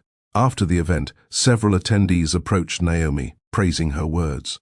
One young woman said tearfully, "Your story gave me courage to start over. I left a bad marriage last month." Naomi smiled warmly and hugged her. That's where freedom begins. As the crowd slowly dispersed, Naomi stepped outside for a moment of air. The night sky was clear, the city lights reflecting off nearby glass towers. For a moment she felt her heart expand, not from pride, but from peace. She whispered to herself, "This is closure." Inside the building, Damon lingered near the exit, watching her through the glass doors. He wanted to say more, but he knew better now. Sometimes the most respectful thing you can do for someone you've hurt is to let them keep the peace they fought for.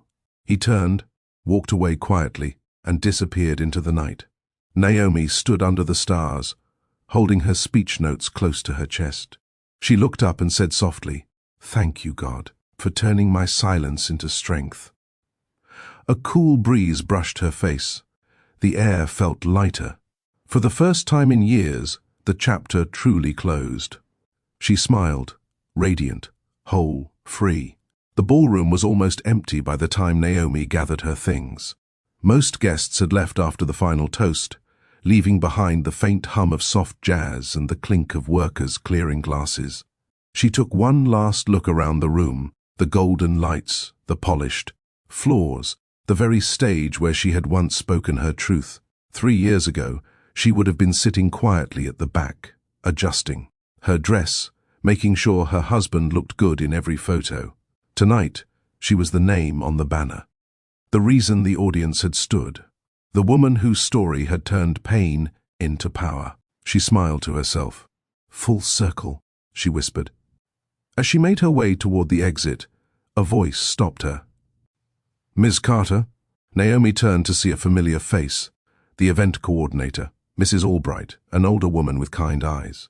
"That speech," Mrs. Albright said warmly, "was the best thing I've heard in 20 years of hosting this gala. You didn't just speak, you healed people." Naomi placed her hand over her heart. "Thank you. That means more than you know." Mrs. Albright nodded. "Keep doing what you're doing. The world needs voices like yours." Naomi smiled and said softly, "I plan to." As she stepped outside, the night air wrapped around her like a soft blanket. The city lights shimmered against the glass towers. She could hear faint music from a nearby rooftop party, laughter echoing somewhere down the block. She stood by the curb, waiting for her driver, when a figure approached. "Naomi," came a quiet voice. It was Damon again. She turned slowly, keeping her composure. "You're still here?" He nodded. "I waited. I wanted to say something before I left." She sighed lightly, but didn't walk away. "Go ahead." He took a hesitant breath. "I know you don't owe me anything, not your time, not your forgiveness, but I need to tell you something face to face." Naomi's tone remained calm. "You already did." "In your letter—" "I know," he said, eyes down. "But some things feel different when you say them out loud." He looked up at her then, his gaze softer than she remembered. "I ruined the best thing I ever had. I thought power made me whole, but it just made me proud. And when you left, I told myself you'd fail without me. I told myself lies so I could live with the truth." She stayed silent. He continued quietly. "But then I saw you win. I saw you heal people. You became everything I pretended to be." For a moment, his voice broke. "I'm not asking for another chance. I just wanted you to know I finally see you, the way I should have from the start." Naomi's eyes softened. "You don't need my forgiveness to find peace, Damon. You only need to forgive yourself." He nodded slowly. "I'm trying. Watching you tonight, it helped." A small silence stretched between them. Then she said, "Take care of yourself. Truly." He gave a faint, grateful smile. "You too, Naomi." Then, without another word, he turned and walked toward his car. She watched him leave, not with sadness, but with understanding. That conversation, brief and calm, was what she didn't know she needed. When her driver arrived, Naomi stepped into the car, leaning back against the seat. The city rolled by outside, glowing, alive, forgiving. Her phone buzzed. A message from Mia. "Girl, you broke the internet again." That speech was pure fire. Naomi smiled. It was honesty, not fire. Mia replied instantly. "Same thing, bestie." Naomi laughed softly, her heart light. The next morning, sunlight spilled through her curtains. She brewed coffee, turned on soft music, and stood by the window, watching the city wake. Her phone pinged again. This time, an email from the National Wellness Network confirming their partnership. Her foundation would soon expand into 5 new states. She closed her eyes and whispered, "Thank you, God." Then she sat down to write another journal entry, not about pain, but about peace. Closure isn't about hearing, "I'm sorry." It's about seeing your own reflection and realizing you made it without their apology. She paused, smiled, and continued. Some endings aren't punishments, they're protection. Sometimes love walks away so purpose can walk in. She closed her journal and looked around her home. Every corner of her life now reflected calm, gratitude, and strength. That evening, Naomi received a call from Dr. Elias Ward, the hospital director who had followed her work online. His voice was warm, steady, genuine. "Naomi, your speech last night was incredible. I've been quoting you all morning." She laughed. "Don't flatter me, Dr. Ward." "It's not flattery if it's true," he said with a smile in his tone. "I'd like to meet for coffee, to discuss future collaborations, of course." Naomi hesitated for a second, then replied, "Coffee sounds nice. Tomorrow, then?" Tomorrow. When the call ended, Naomi sat still for a moment, smiling softly. She wasn't thinking about romance. Not yet. But she felt open again, ready for connection, ready for new chapters. Healing hadn't made her cold. It had made her whole. The next day, she met Elias at a small cafe near Piedmont Park. He was polite, composed, and easy to talk to. Their conversation flowed effortlessly, about healthcare, leadership, and life after disappointment. At one point he said, "You know, peace looks good on you." Naomi smiled. "That's because I fought hard for it." He nodded. "And now, you're teaching others to fight for theirs." Something about his tone made her chest warm. Not rushed, not romantic, just safe. They talked until sunset. Before leaving, he said, "Maybe next time I'll buy dinner instead of coffee." Naomi chuckled softly. "We'll see, Dr. Ward." As she walked away, the evening breeze brushed against her skin. She realized that for the first time in years, her heart wasn't guarded. It was free. That night, Naomi wrote one last journal entry for the week. "Love once broke me. Healing rebuilt me. And peace became my home." She placed her pen down, smiled, and whispered, "I'm finally where I'm meant to be." Outside, the city lights shimmered again, not as reminders of the past, but as promises of tomorrow. Naomi Carter had come full circle, not the same woman who left with tears, but the one who now stood tall, grateful, and unshakable. Her silence had become her power. Her story had become her strength. And as she drifted to sleep, she knew, when love hurts, you don't chase closure. You become it. Morning sunlight spilled across Naomi's kitchen, catching the edge of her coffee mug as steam curled toward the ceiling.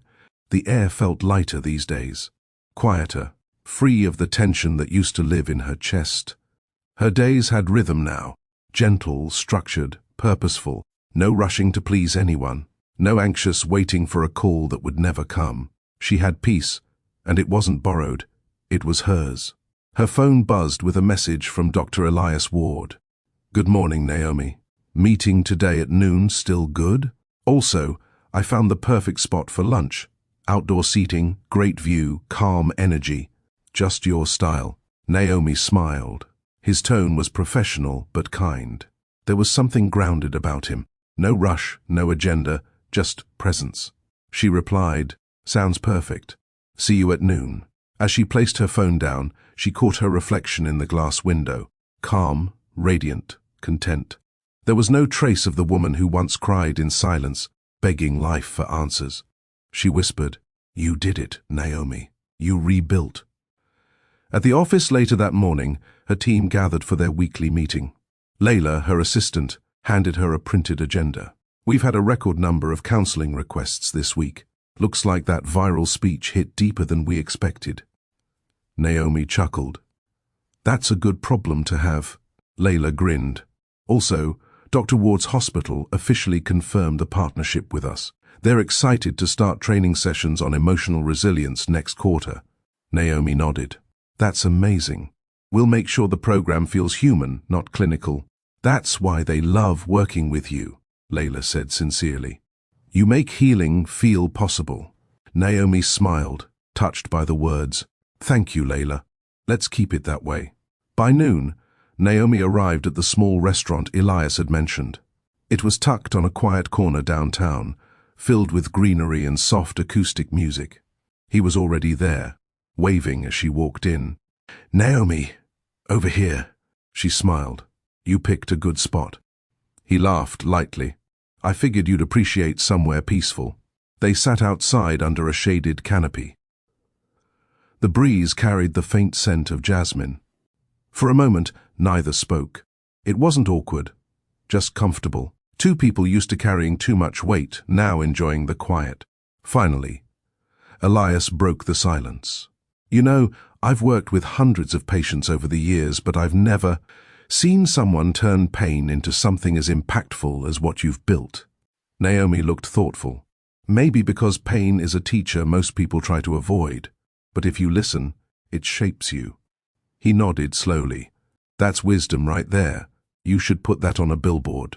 She laughed softly. "Maybe one day."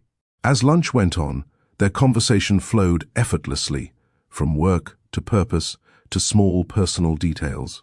She learned he'd lost his wife 5 years earlier, a quiet grief he carried with grace. He learned she'd left behind a marriage that taught her everything about self-worth. Elias leaned back in his chair. Strange how life works. Pain pushes people apart, but sometimes it brings the right ones together. Naomi smiled gently. "Maybe peace recognizes peace." He nodded. "Maybe it does." Their eyes met for a second. Not with intensity, but understanding. It wasn't attraction born of loneliness. It was connection built on healing. After lunch, Elias insisted on walking her to her car. As they reached the parking lot, he said quietly, "I don't want to overstep, but I'd like to take you to dinner sometime. Not for business." Naomi paused, a small smile forming. "You're direct," he chuckled. "Life's short. I don't believe in pretending when peace feels this natural." She hesitated briefly, then said, "Dinner sounds nice. Friday?" "Friday," she said, nodding. As she got into her car, she saw him wave once before heading back toward the hospital. For a long moment, she sat there smiling. Not the nervous kind, but the calm kind that comes when something finally feels right. That evening, Naomi called her grandmother, something she hadn't done in a few weeks. "Baby girl," her grandmother's familiar voice sang through the phone. "How's my favorite healer?" Naomi laughed. "Tired but happy." Her grandmother chuckled softly. "That's the best kind of tired." "I met someone new," Naomi admitted quietly. Her grandmother hummed. "Oh? The kind of someone who makes your heart peaceful." Naomi smiled. "Exactly that." "Well," her grandmother said warmly, "then he's already better than the last one." Naomi laughed, shaking her head. "You're never going to let that go, are you?" "Not until peace puts a ring on that finger," her grandmother teased. They both laughed. Later that night, Naomi sat by her window with a cup of tea and her journal. The city lights glowed softly outside. She began to write. "Peace doesn't come when everything is perfect. It comes when you learn to stay calm even when things aren't." Then she paused and added another line. "Love after pain isn't about forgetting. It's about choosing someone who doesn't make you question your worth." She set the pen down and whispered, "I think I'm ready." Before heading to bed, Naomi checked her phone. A message from Elias. "Dinner plans confirmed. Dress code, whatever makes you feel happy." She smiled at the simplicity of it. No control, no judgment, no ego, just kindness. She replied, "Then I'll wear peace." He sent back a single emoji, a smile, and a heart.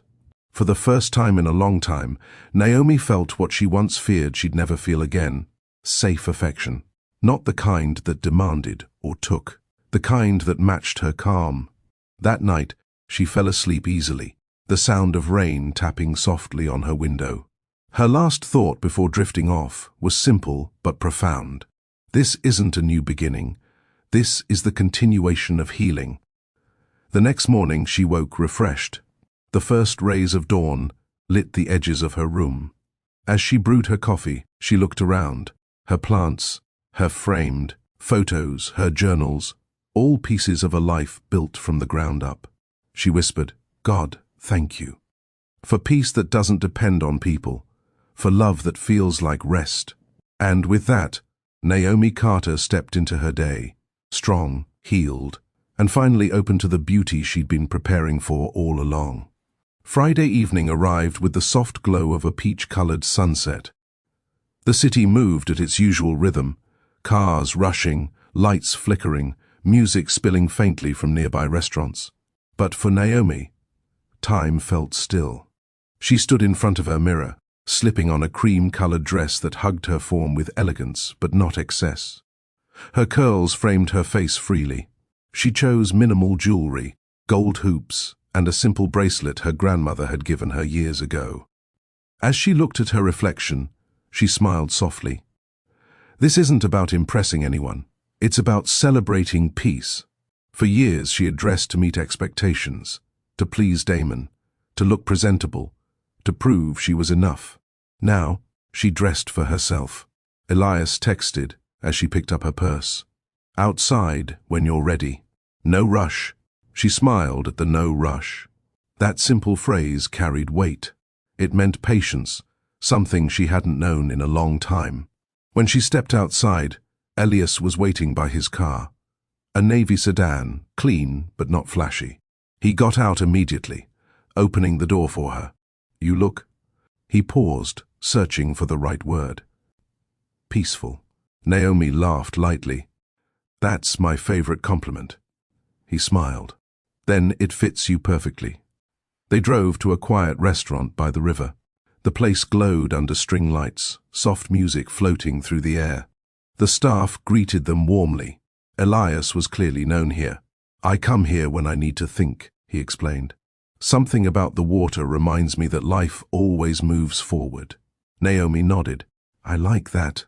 They were seated near a window where the reflection of the lights danced across the river. As they looked over the menu, Elias said, "I know tonight's supposed to be about dinner, but if you don't mind me asking, what does peace mean to you now?" Naomi thought for a moment before answering. Peace used to mean silence, no fights, no arguments. But now, it means being around people who don't make me shrink. It's freedom without fear. Elias listened closely, nodding. That's powerful. Most people spend their lives chasing happiness. But peace, that's deeper. She smiled faintly. Happiness fades. Peace stays. Their food arrived. Grilled salmon for her, steak for him. As they ate, their conversation flowed easily. They spoke about work, faith, and small joys, like her love for sunrises and his habit of reading before bed. Then Elias asked softly, "Do you ever think about him?" Naomi didn't flinch. She set down her fork carefully. "Not in anger. He was a part of my story, but not my destination." Elias nodded slowly. "That's closure most people never find." She smiled gently. "Closure isn't something you wait for. It's something you create." He raised his glass. "To peace, then." Naomi clinked hers against his. "To peace." After dinner they walked outside. The night breeze brushed softly against their skin. The river shimmered under the moonlight, and the sound of water blended with distant laughter. They stopped at the railing, watching the ripples. Elias spoke quietly. "You know, I didn't think I'd ever want to feel something again. Losing my wife broke me. But watching your interviews, hearing you speak, it reminded me that healing isn't about forgetting. It's about remembering differently." Naomi turned to him. "You loved deeply. That's not something to be ashamed of." He nodded, eyes reflecting the city lights. "You're right. Love should change us, not destroy us." She smiled softly. "Then maybe this, right here, this calm, is what healing looks like." For a moment, their hands brushed as they stood side by side. Neither pulled away. It wasn't dramatic. It wasn't rushed. It was gentle, two souls meeting in stillness. When he dropped her off later that night, he walked her to her door. "I had a good time," she said, smiling warmly. "So did I," he replied. "You make quiet feel alive." Naomi laughed softly. "That's the nicest thing anyone said to me all week." He smiled. "Then I'll try to top it next time." "Only if you want there to be one," he said, his voice calm, respectful. Naomi paused, then nodded. "I'd like that." Elias smiled. "Good night, Naomi." "Good night, Elias." He waited until she was safely inside before leaving. Through her window, she watched his car pull away, her heart calm, not racing, peaceful. That night, Naomi changed into her robe and sat by the window again. The city lights twinkled in the distance, and for once, she didn't feel small beneath them. She opened her journal and wrote, "Sometimes love isn't fireworks. Sometimes it's the quiet knowing that you're finally safe where you stand." Then she added one more line. "Healing didn't end when I forgave him. It continued when I let someone new in." She smiled, closing the book gently. The next morning, Naomi woke to sunlight and a text from Elias. "I'm glad last night happened. Thank you for reminding me that peace is still possible." She replied, "It's possible for both of us. One step at a time." Her day moved beautifully. Clients at the foundation, laughter with Layla, plans for another expansion meeting. Yet beneath it all, there was a quiet sense of joy humming inside her. She realized something simple but profound. She had stopped surviving. She was living. Later that afternoon, she walked into her foundation's new community center, the one they were preparing to open in a few weeks. The walls were freshly painted in soft blue, and the scent of hope filled the air. She stood in the middle of the hall, hands on her hips, smiling to herself. "This," she whispered, "is what love, rebuilt. She didn't need validation from anyone, not Damon, not the world. Her story had turned into a living space for others to find healing too. As she left the center that evening, she looked up at the sky, streaks of pink fading into night. She whispered softly, "Peace isn't the end of the story.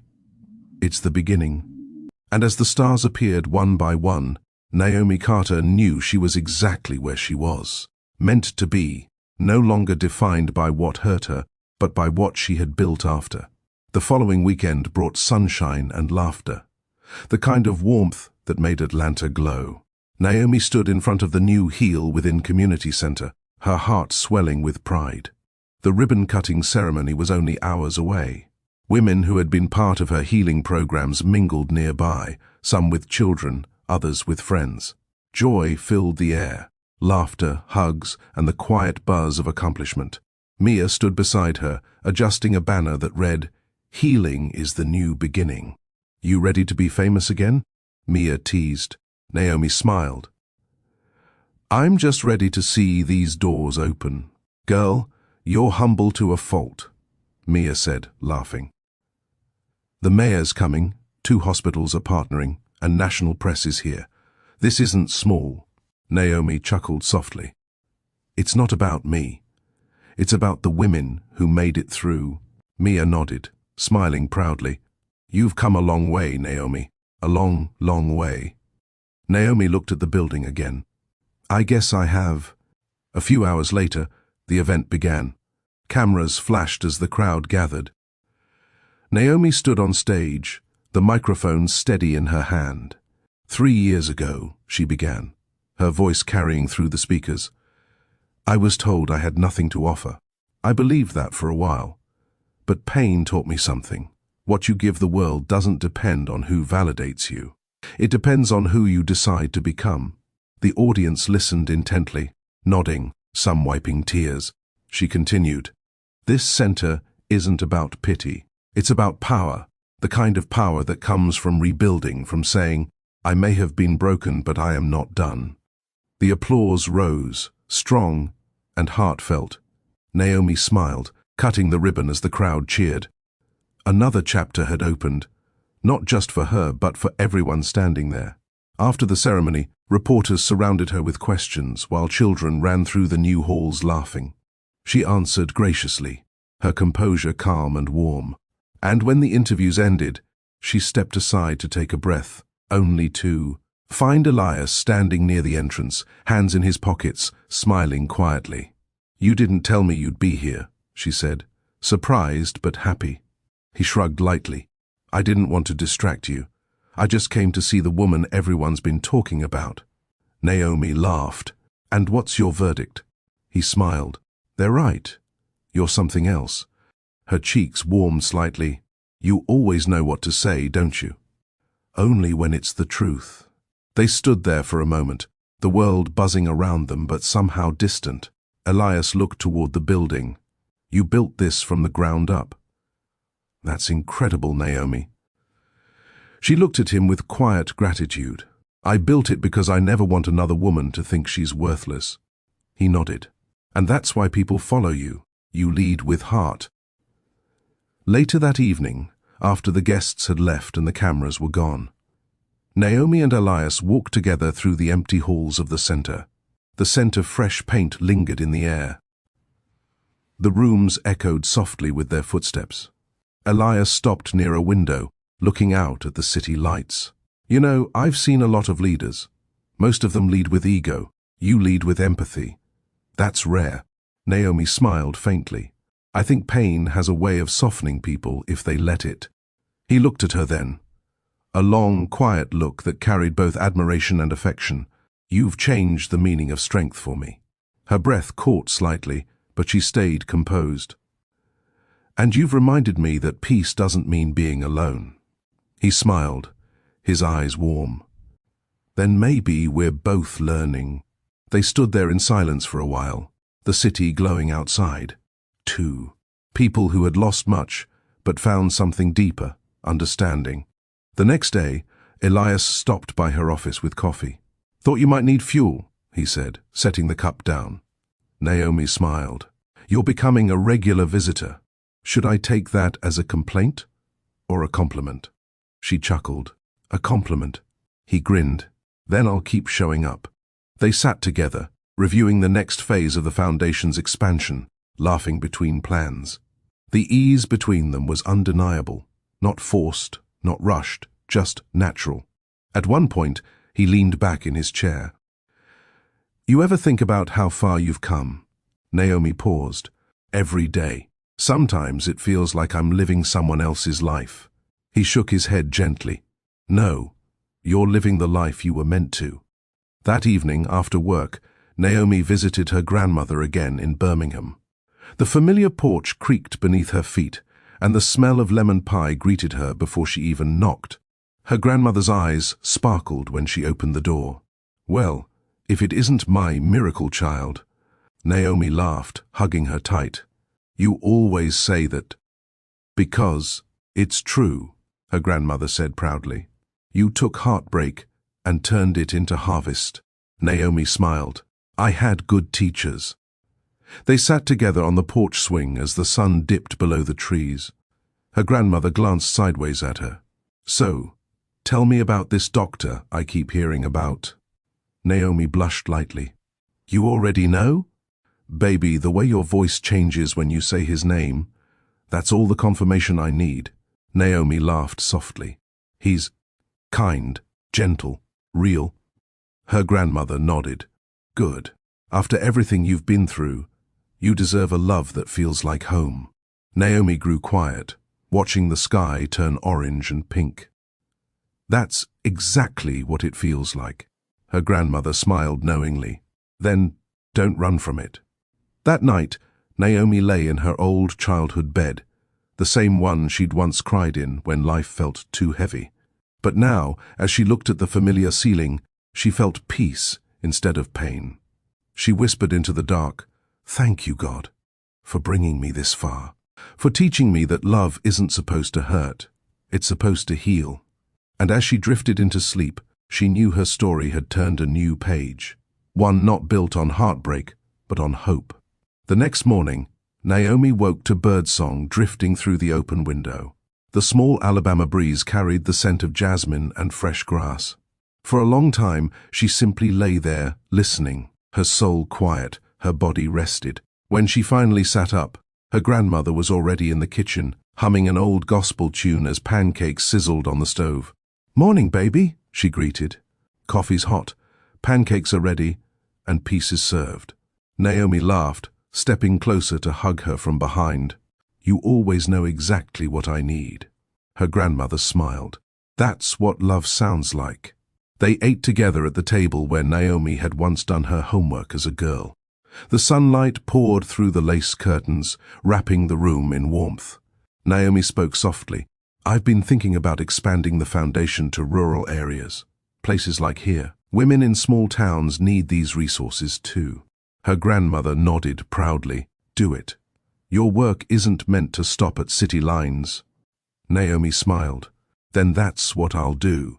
That afternoon, she drove back to Atlanta with her heart full. The open highway stretched before her, wide, peaceful, endless. Somewhere between the miles, she realized she wasn't driving away from anything anymore. She was driving toward something new. When she reached the city, Elias called. Welcome back, road warrior, he said playfully. How was home? Good for the soul, she replied. Reminded me where I came from. He smiled through the phone. And where you're going? Naomi's lips curved slightly. Maybe both. He paused, his tone softer now. Dinner tonight? She hesitated for a brief moment, not out of fear, but reflection. Sure, something simple. Perfect, he said. I'll cook. You cook? He laughed. You'll see. That evening, Naomi arrived at Elias's apartment. It wasn't large or overly decorated, just clean, warm, and filled with plants. A faint jazz tune played from a speaker in the corner. Elias greeted her in the doorway with a smile. Come in. Chef in progress at your service. She laughed. This I've got to see. In the kitchen, he had laid out pasta, garlic bread, and a small bowl of salad. The smell of roasted tomatoes filled the air. "Wow," she said, genuinely impressed. "This is serious effort." He chuckled. "Effort is easy when the company's right." Naomi shook her head, smiling as she leaned against the counter. "You're good at this, you know." "At cooking?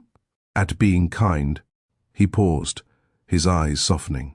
"I used to think kindness made people weak. Then I met you." Their gazes held for a moment, the quiet between them full, not empty. Dinner was simple but perfect.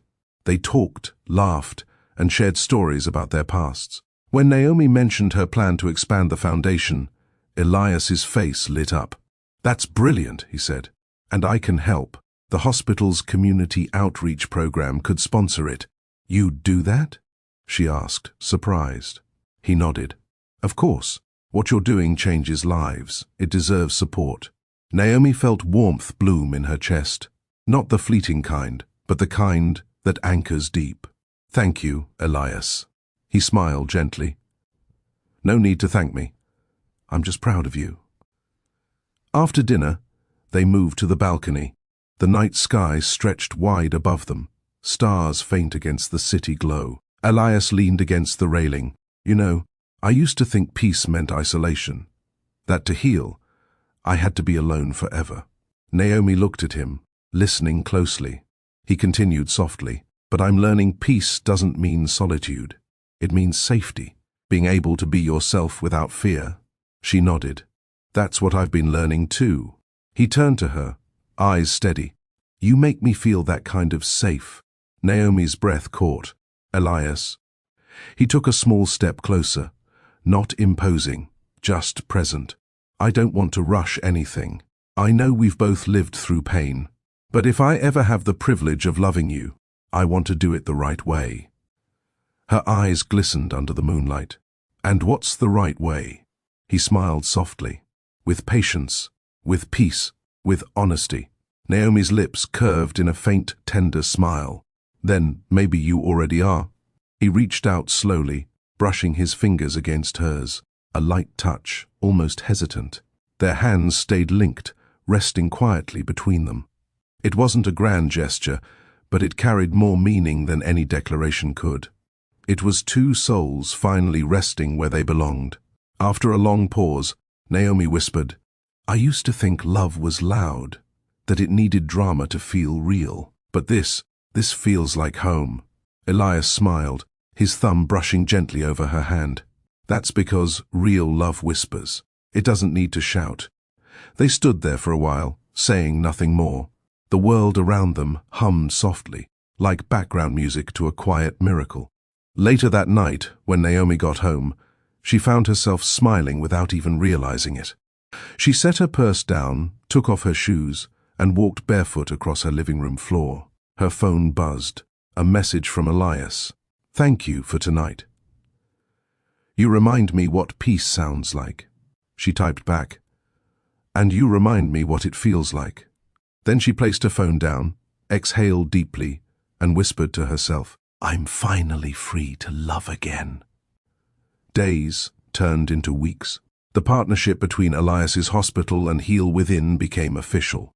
Together, they launched community outreach programs that offered counseling and health services to women rebuilding after hardship. News outlets covered their initiative, praising Naomi's leadership and Elias's vision. But neither cared about headlines. They cared about impact. One afternoon, during a visit to one of the new outreach centers, Naomi watched a young mother speak to a counselor, her toddler clinging to her leg. The woman said through tears, "I thought I was done, but seeing women like you gives me hope again." Naomi smiled gently, placing a hand on her shoulder. "You're not done. You're beginning." And as she said those words, she realized that was the heart of it all. Her pain had birthed purpose. Her heartbreak had built healing. And now, love was no longer a battlefield, it was home. That evening, Naomi sat at her desk, writing her next public message for the Foundation's website. She wrote, "Love isn't about fixing broken people. It's about building peaceful lives with whole hearts." She leaned back, reading the line aloud, and smiled. Yes. That's it. Then she added a second line. When peace meets love, it's not fireworks, it's belonging. She hit save, her reflection glowing softly in the laptop screen. A woman reborn not from revenge, but from redemption. A soft rain fell over Atlanta that morning, steady, calm, cleansing. The city seemed to breathe slower under the grey sky. Naomi sat by her office window, watching raindrops race down the glass. She'd always loved the rain. It reminded her that even storms had purpose. They washed away what no longer belonged. Her assistant, Layla, peeked in. Big day, huh? Naomi smiled faintly. Feels like it. On her desk lay a framed invitation, embossed, elegant, and marked with the hospital's gold seal. It read, Annual Healthcare Innovators Gala, honoring Naomi Carter, founder of Heal Within. Layla placed her hands on her hips. Girl, you're getting an award in front of every major medical executive in the state. You better act excited. Naomi laughed. I am. I'm just taking it in. Layla grinned. Well, take it in with a new dress. You deserve to shine tonight. Naomi chuckled softly. You always look out for me. Someone has to, Layla teased. Now go get ready. I'll handle the calls. That evening, Naomi stood before her mirror again. The same mirror that once reflected a broken woman years ago. But tonight, it showed someone else, a woman rebuilt. She wore a navy gown, simple yet striking, with her hair pinned elegantly to the side. Her makeup was soft, her presence commanding without effort. For a long moment she looked at her reflection and whispered, This time, I walk in for me. Then she smiled, grabbed her clutch, and stepped into the night. The gala was held at the Hyatt's Grand Ballroom, filled with chandeliers and soft jazz. Naomi entered to warm greetings and flashes from photographers. Everywhere she turned, people approached, executives, sponsors, former patients, reporters. But she handled it all with poise.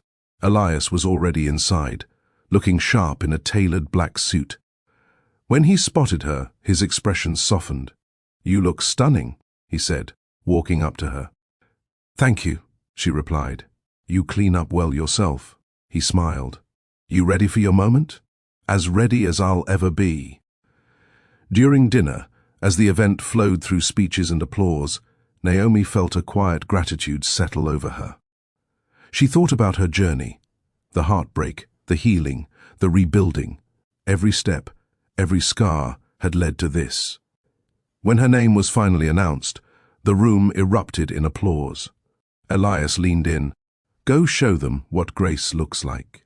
Naomi smiled and walked toward the stage, her heels clicking softly against the marble floor. She took the microphone, scanning the audience. The room glowed under golden light, filled with faces both familiar and new. She began calmly, When I first started Heal Within, I didn't have investors or connections. I had pain and a choice. I could let it destroy me, or I could turn it into purpose. The room went quiet, listening intently. She continued, I learned that healing doesn't start in hospitals.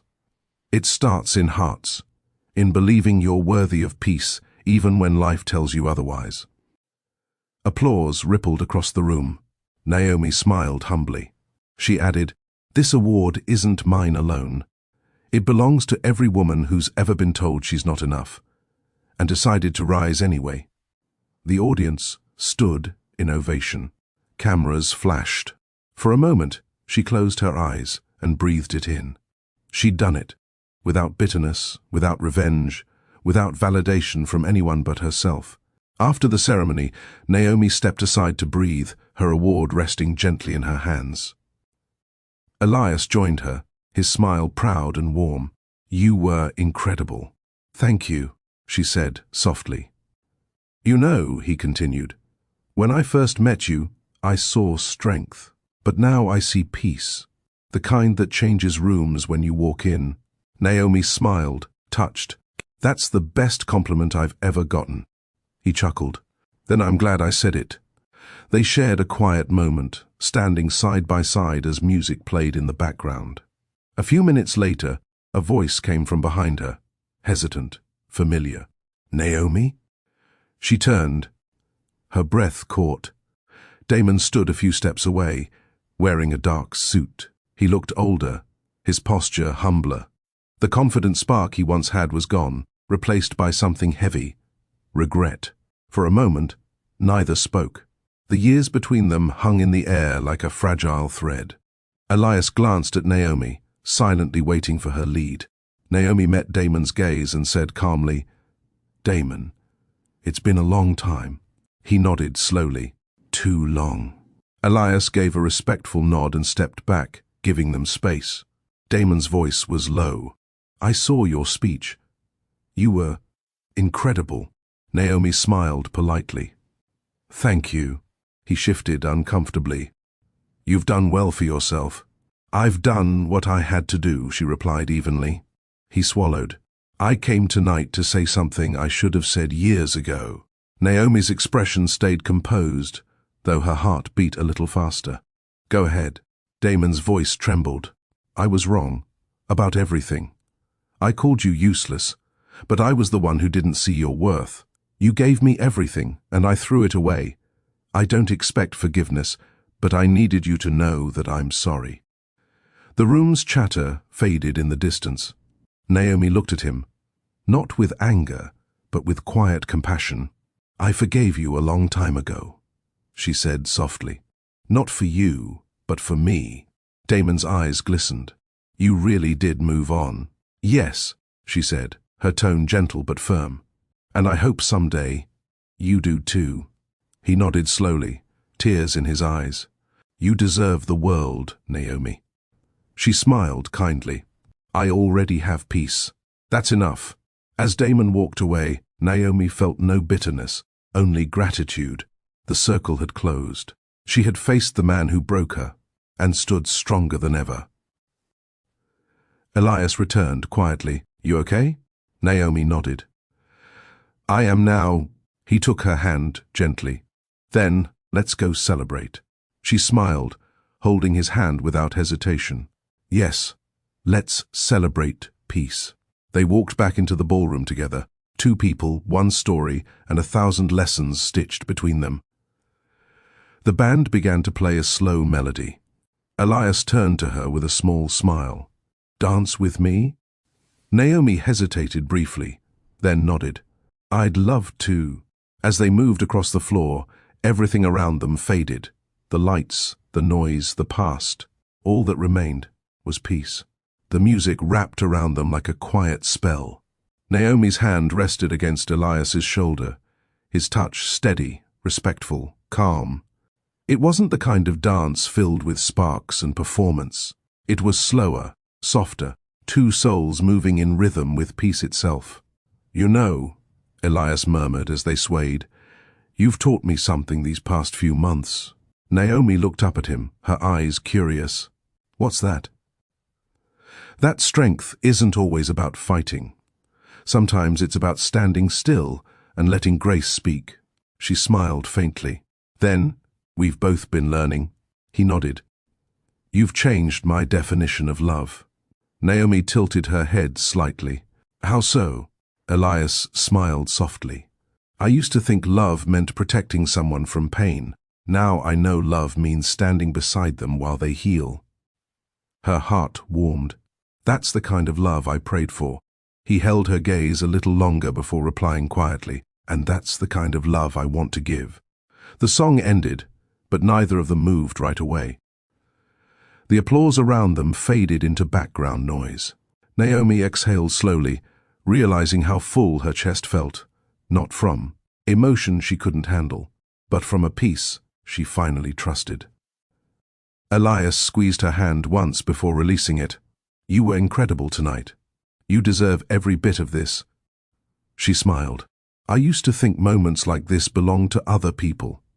Now I know they belong to anyone brave enough to start over." Elias nodded. "And you started over beautifully." Later that night, after the gala ended, Naomi and Elias walked out together into the quiet parking lot. The rain had stopped, leaving the pavement glistening beneath the streetlights. For a while, they didn't speak. The silence wasn't empty. It was full of reflection.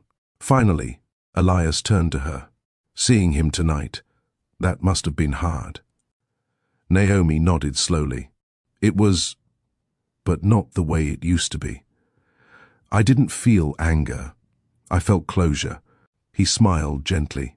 You looked at him the way only a healed person could. Naomi exhaled. For a long time I thought closure would come from an apology, but tonight I realized it comes when you no longer need one. Elias nodded thoughtfully. That's real wisdom, Naomi. She smiled softly. Pain taught me that. He chuckled quietly. Pain's a tough teacher, but it has good students. They both laughed lightly, then fell quiet again, watching the rainwater ripple in puddles nearby. Naomi's car was parked at the far end of the lot. When they reached it, Elias turned to her again. Can I tell you something honest? She looked up at him, curious. Always. He hesitated for a moment, his tone sincere. You make me believe in new beginnings. Her heart softened. And you make me believe that peace can stay. He smiled. That sounds like a promise. Maybe it is, she replied. There was a pause, gentle, deliberate.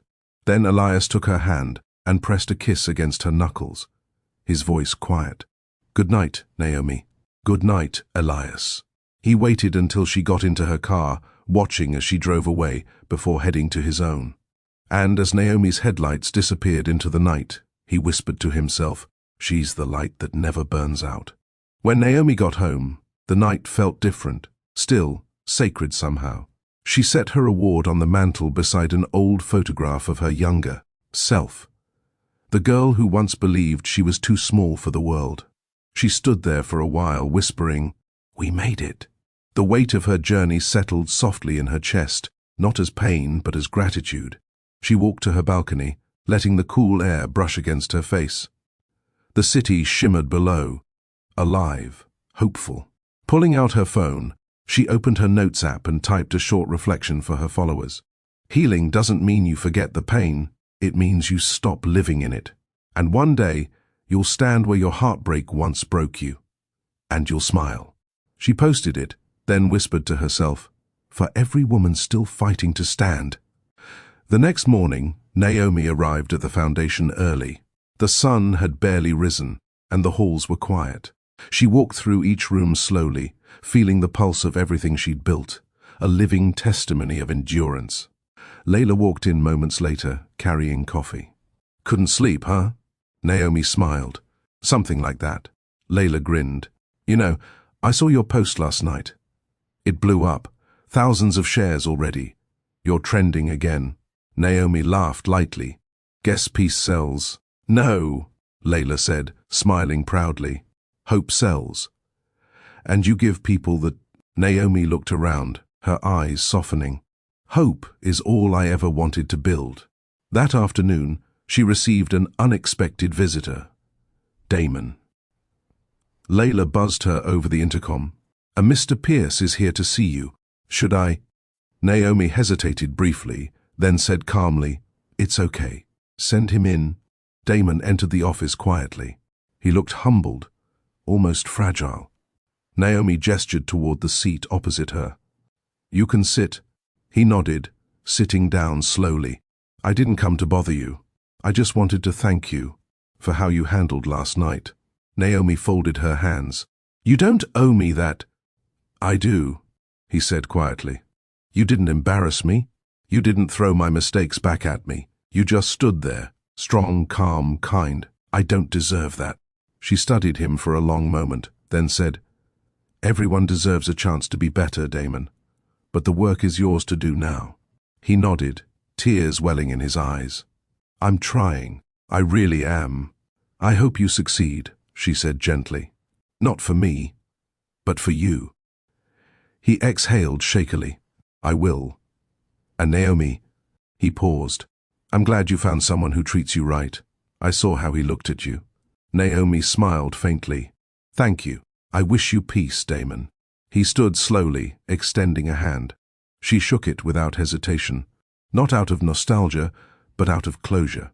As he left her office, Naomi leaned back in her chair, whispering to herself, The past has finally made peace with the present.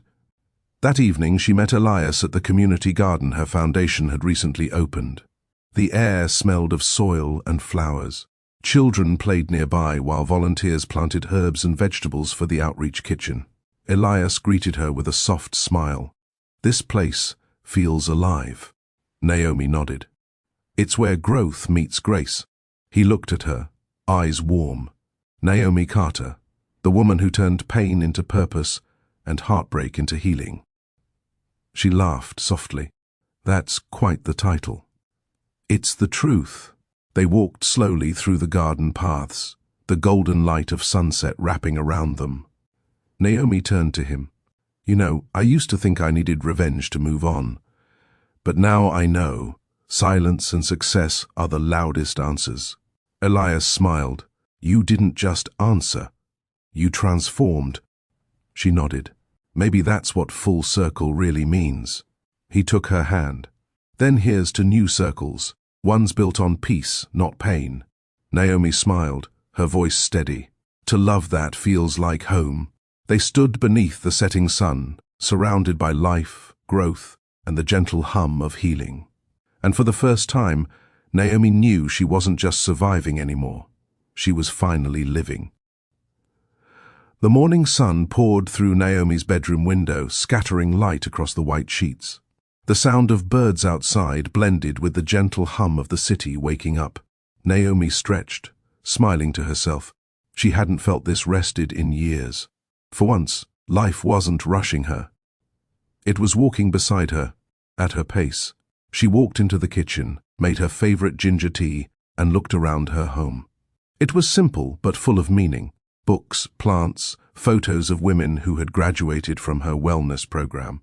Each face was a reminder that pain could birth something beautiful. Her phone buzzed. A message from Elias. "Morning, sunshine. I hope today treats you as kindly as you treat the world." Naomi's lips curved into a soft smile. She typed back, "Only if the world's as kind as you." Later that day, Naomi drove to the new Rural Outreach Center in Montgomery, Alabama, the first outside Atlanta. The drive took 3 hours, but she didn't mind. Every mile felt like progress. When she arrived, a crowd had gathered. Nurses, volunteers, single mothers, and local community leaders. The center's sign read, "Heal within, a safe place to begin again." As she stepped inside, children played in the waiting area, women exchanged stories over coffee, and nurses greeted her warmly. One of them, a young woman named Elise, approached her with tears in her eyes. "Ms. Carter, you don't know me, but your videos helped me leave an abusive relationship. Now I work here. You saved my life." Naomi took her hands gently. "You saved your own life, Elise. I just reminded you that you could." The woman smiled through tears. "Thank you for believing in women like me." Naomi's chest filled with emotion. "That's what this is all about." By noon, Naomi spoke to the press gathered outside the new building. "I built Heal Within," she said, her voice clear and steady. "Not to be a monument to my past, but a promise to the future. That no woman will ever have to rebuild alone again." Applause erupted. Cameras flashed. But all Naomi could think about were the women inside. The real stories, the real lives changing. As she stepped off the stage, Elias appeared at the back of the crowd, holding a bouquet of white lilies. She hadn't expected him there, but the sight of him made her heart warm instantly. "You didn't tell me you'd come," she said, smiling. "I couldn't miss your first national launch," he replied. "Besides, I brought a peace offering." She laughed, taking the flowers. "You never needed to bring anything." He smiled. "Then I'll just keep bringing myself."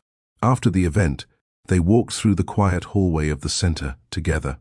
"You know," Elias said, "watching you today, it felt like watching destiny unfold." Naomi looked at him, touched. "Destiny?" He nodded. "Some people talk about changing lives. You do it." She smiled faintly. "It's not about changing others. It's about reminding them they still have power."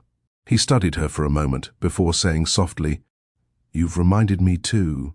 They stopped near the office, where a painting of a blooming tree hung on the wall. Beneath it was a quote Naomi had written years ago: "Growth begins where the pain ends." Elias looked at it, then back at her.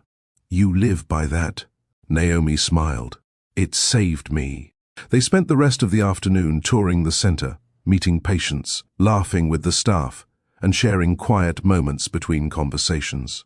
At one point, Naomi looked around and whispered, "I never imagined my name would be on something like this."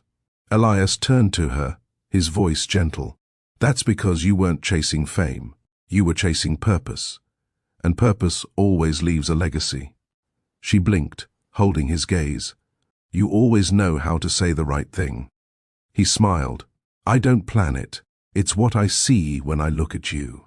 Naomi looked down shyly. "You're going to make me emotional at my own opening. Then my job here is done," he teased lightly. That evening, after the guests had gone and the doors were closed, Naomi stood in the empty lobby. The lights reflected off the polished floors, and everything felt still. Elias walked up behind her, his voice quiet. "You did it, Naomi. This is history." She turned toward him. "We did it. You've been part of this journey too."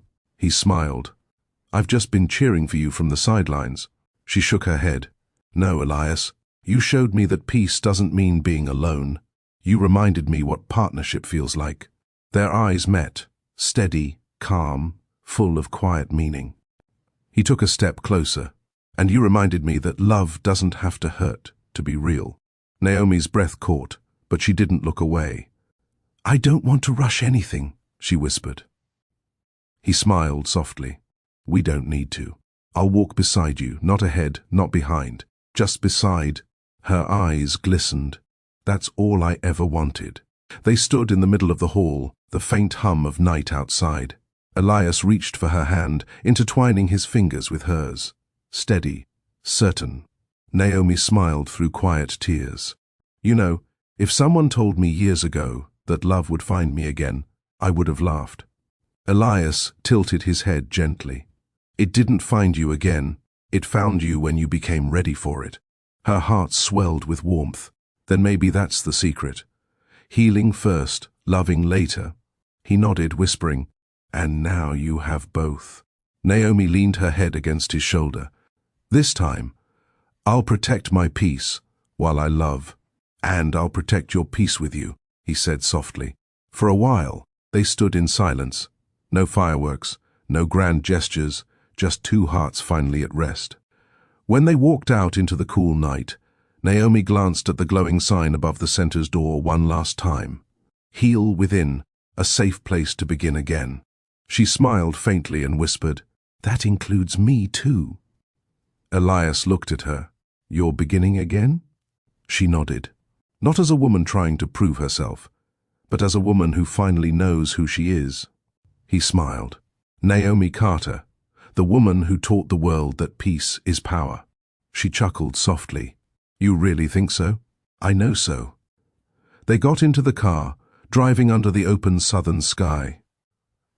The radio played soft jazz as the headlights cut through the dark road.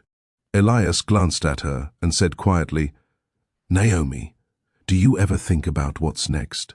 She looked out the window, thoughtful.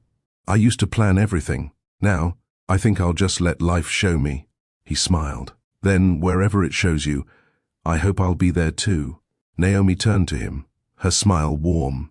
"You already are." The road stretched before them, wide, open, and full of promise. For the first time, the future didn't scare her. It felt like peace with no ending. The following week marked 6 months since the launch of Heal Within's rural outreach program. Naomi stood on the balcony of her Atlanta office, sipping tea while the morning sunlight painted the skyline gold. She thought about everything that had changed, not just around her, but inside her. The woman who once cried quietly in a cold apartment now ran a foundation that healed thousands. The woman who once doubted her worth now spoke to rooms full of people who saw it instantly. She had come full circle, not by erasing her past, but by transforming it. Layla knocked gently on her office door. "You ready for your interview?" Naomi smiled. Almost. This one's big, Layla said. The magazine's theme is Women Who Rebuilt Themselves. Perfect fit, right? Naomi chuckled. Seems so. As Layla left, Naomi took a deep breath and looked at her reflection in the glass window. Calm, confident, radiant. The interviewer arrived a few minutes later, a woman named Paula with an easy smile and sharp eyes. "Thank you for doing this, Miss Carter," Paula began, setting up her recorder.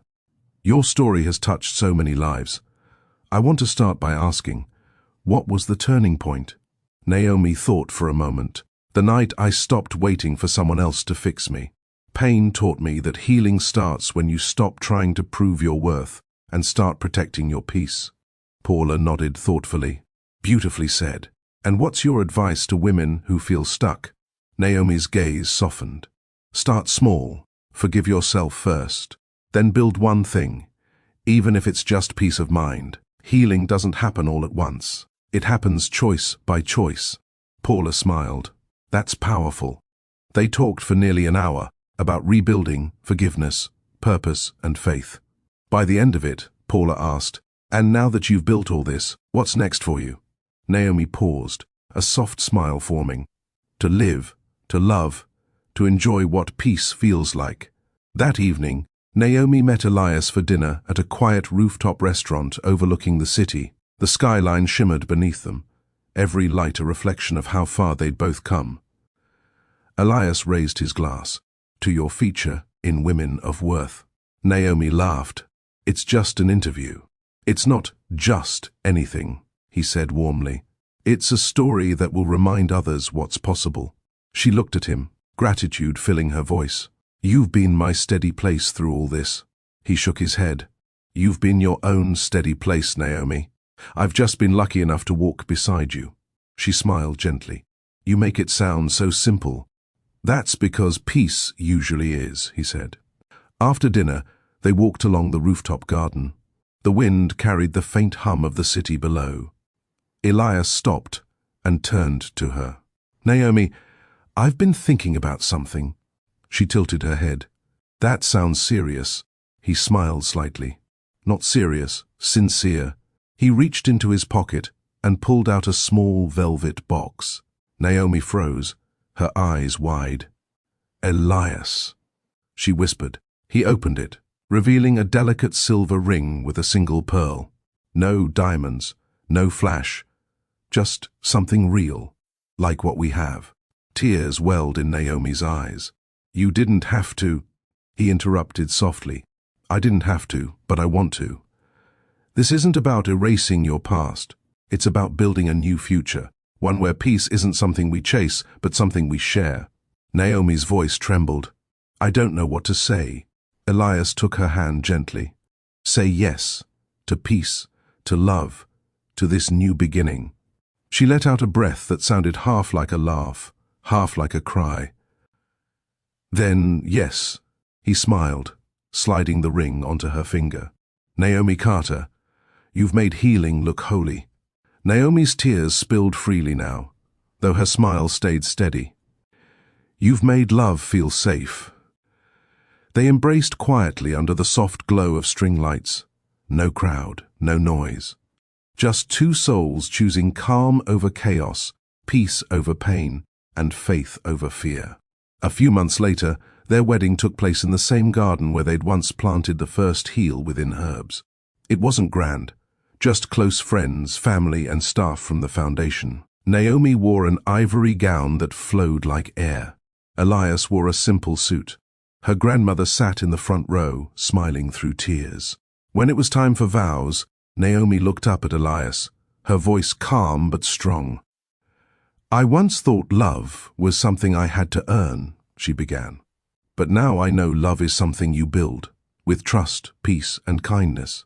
You taught me that I could be loved gently, without losing myself." Elias's eyes glistened. "And you taught me that peace isn't the absence of pain, it's the presence of purpose. With you I've found both." The audience clapped softly, their vows echoing like a promise to the wind.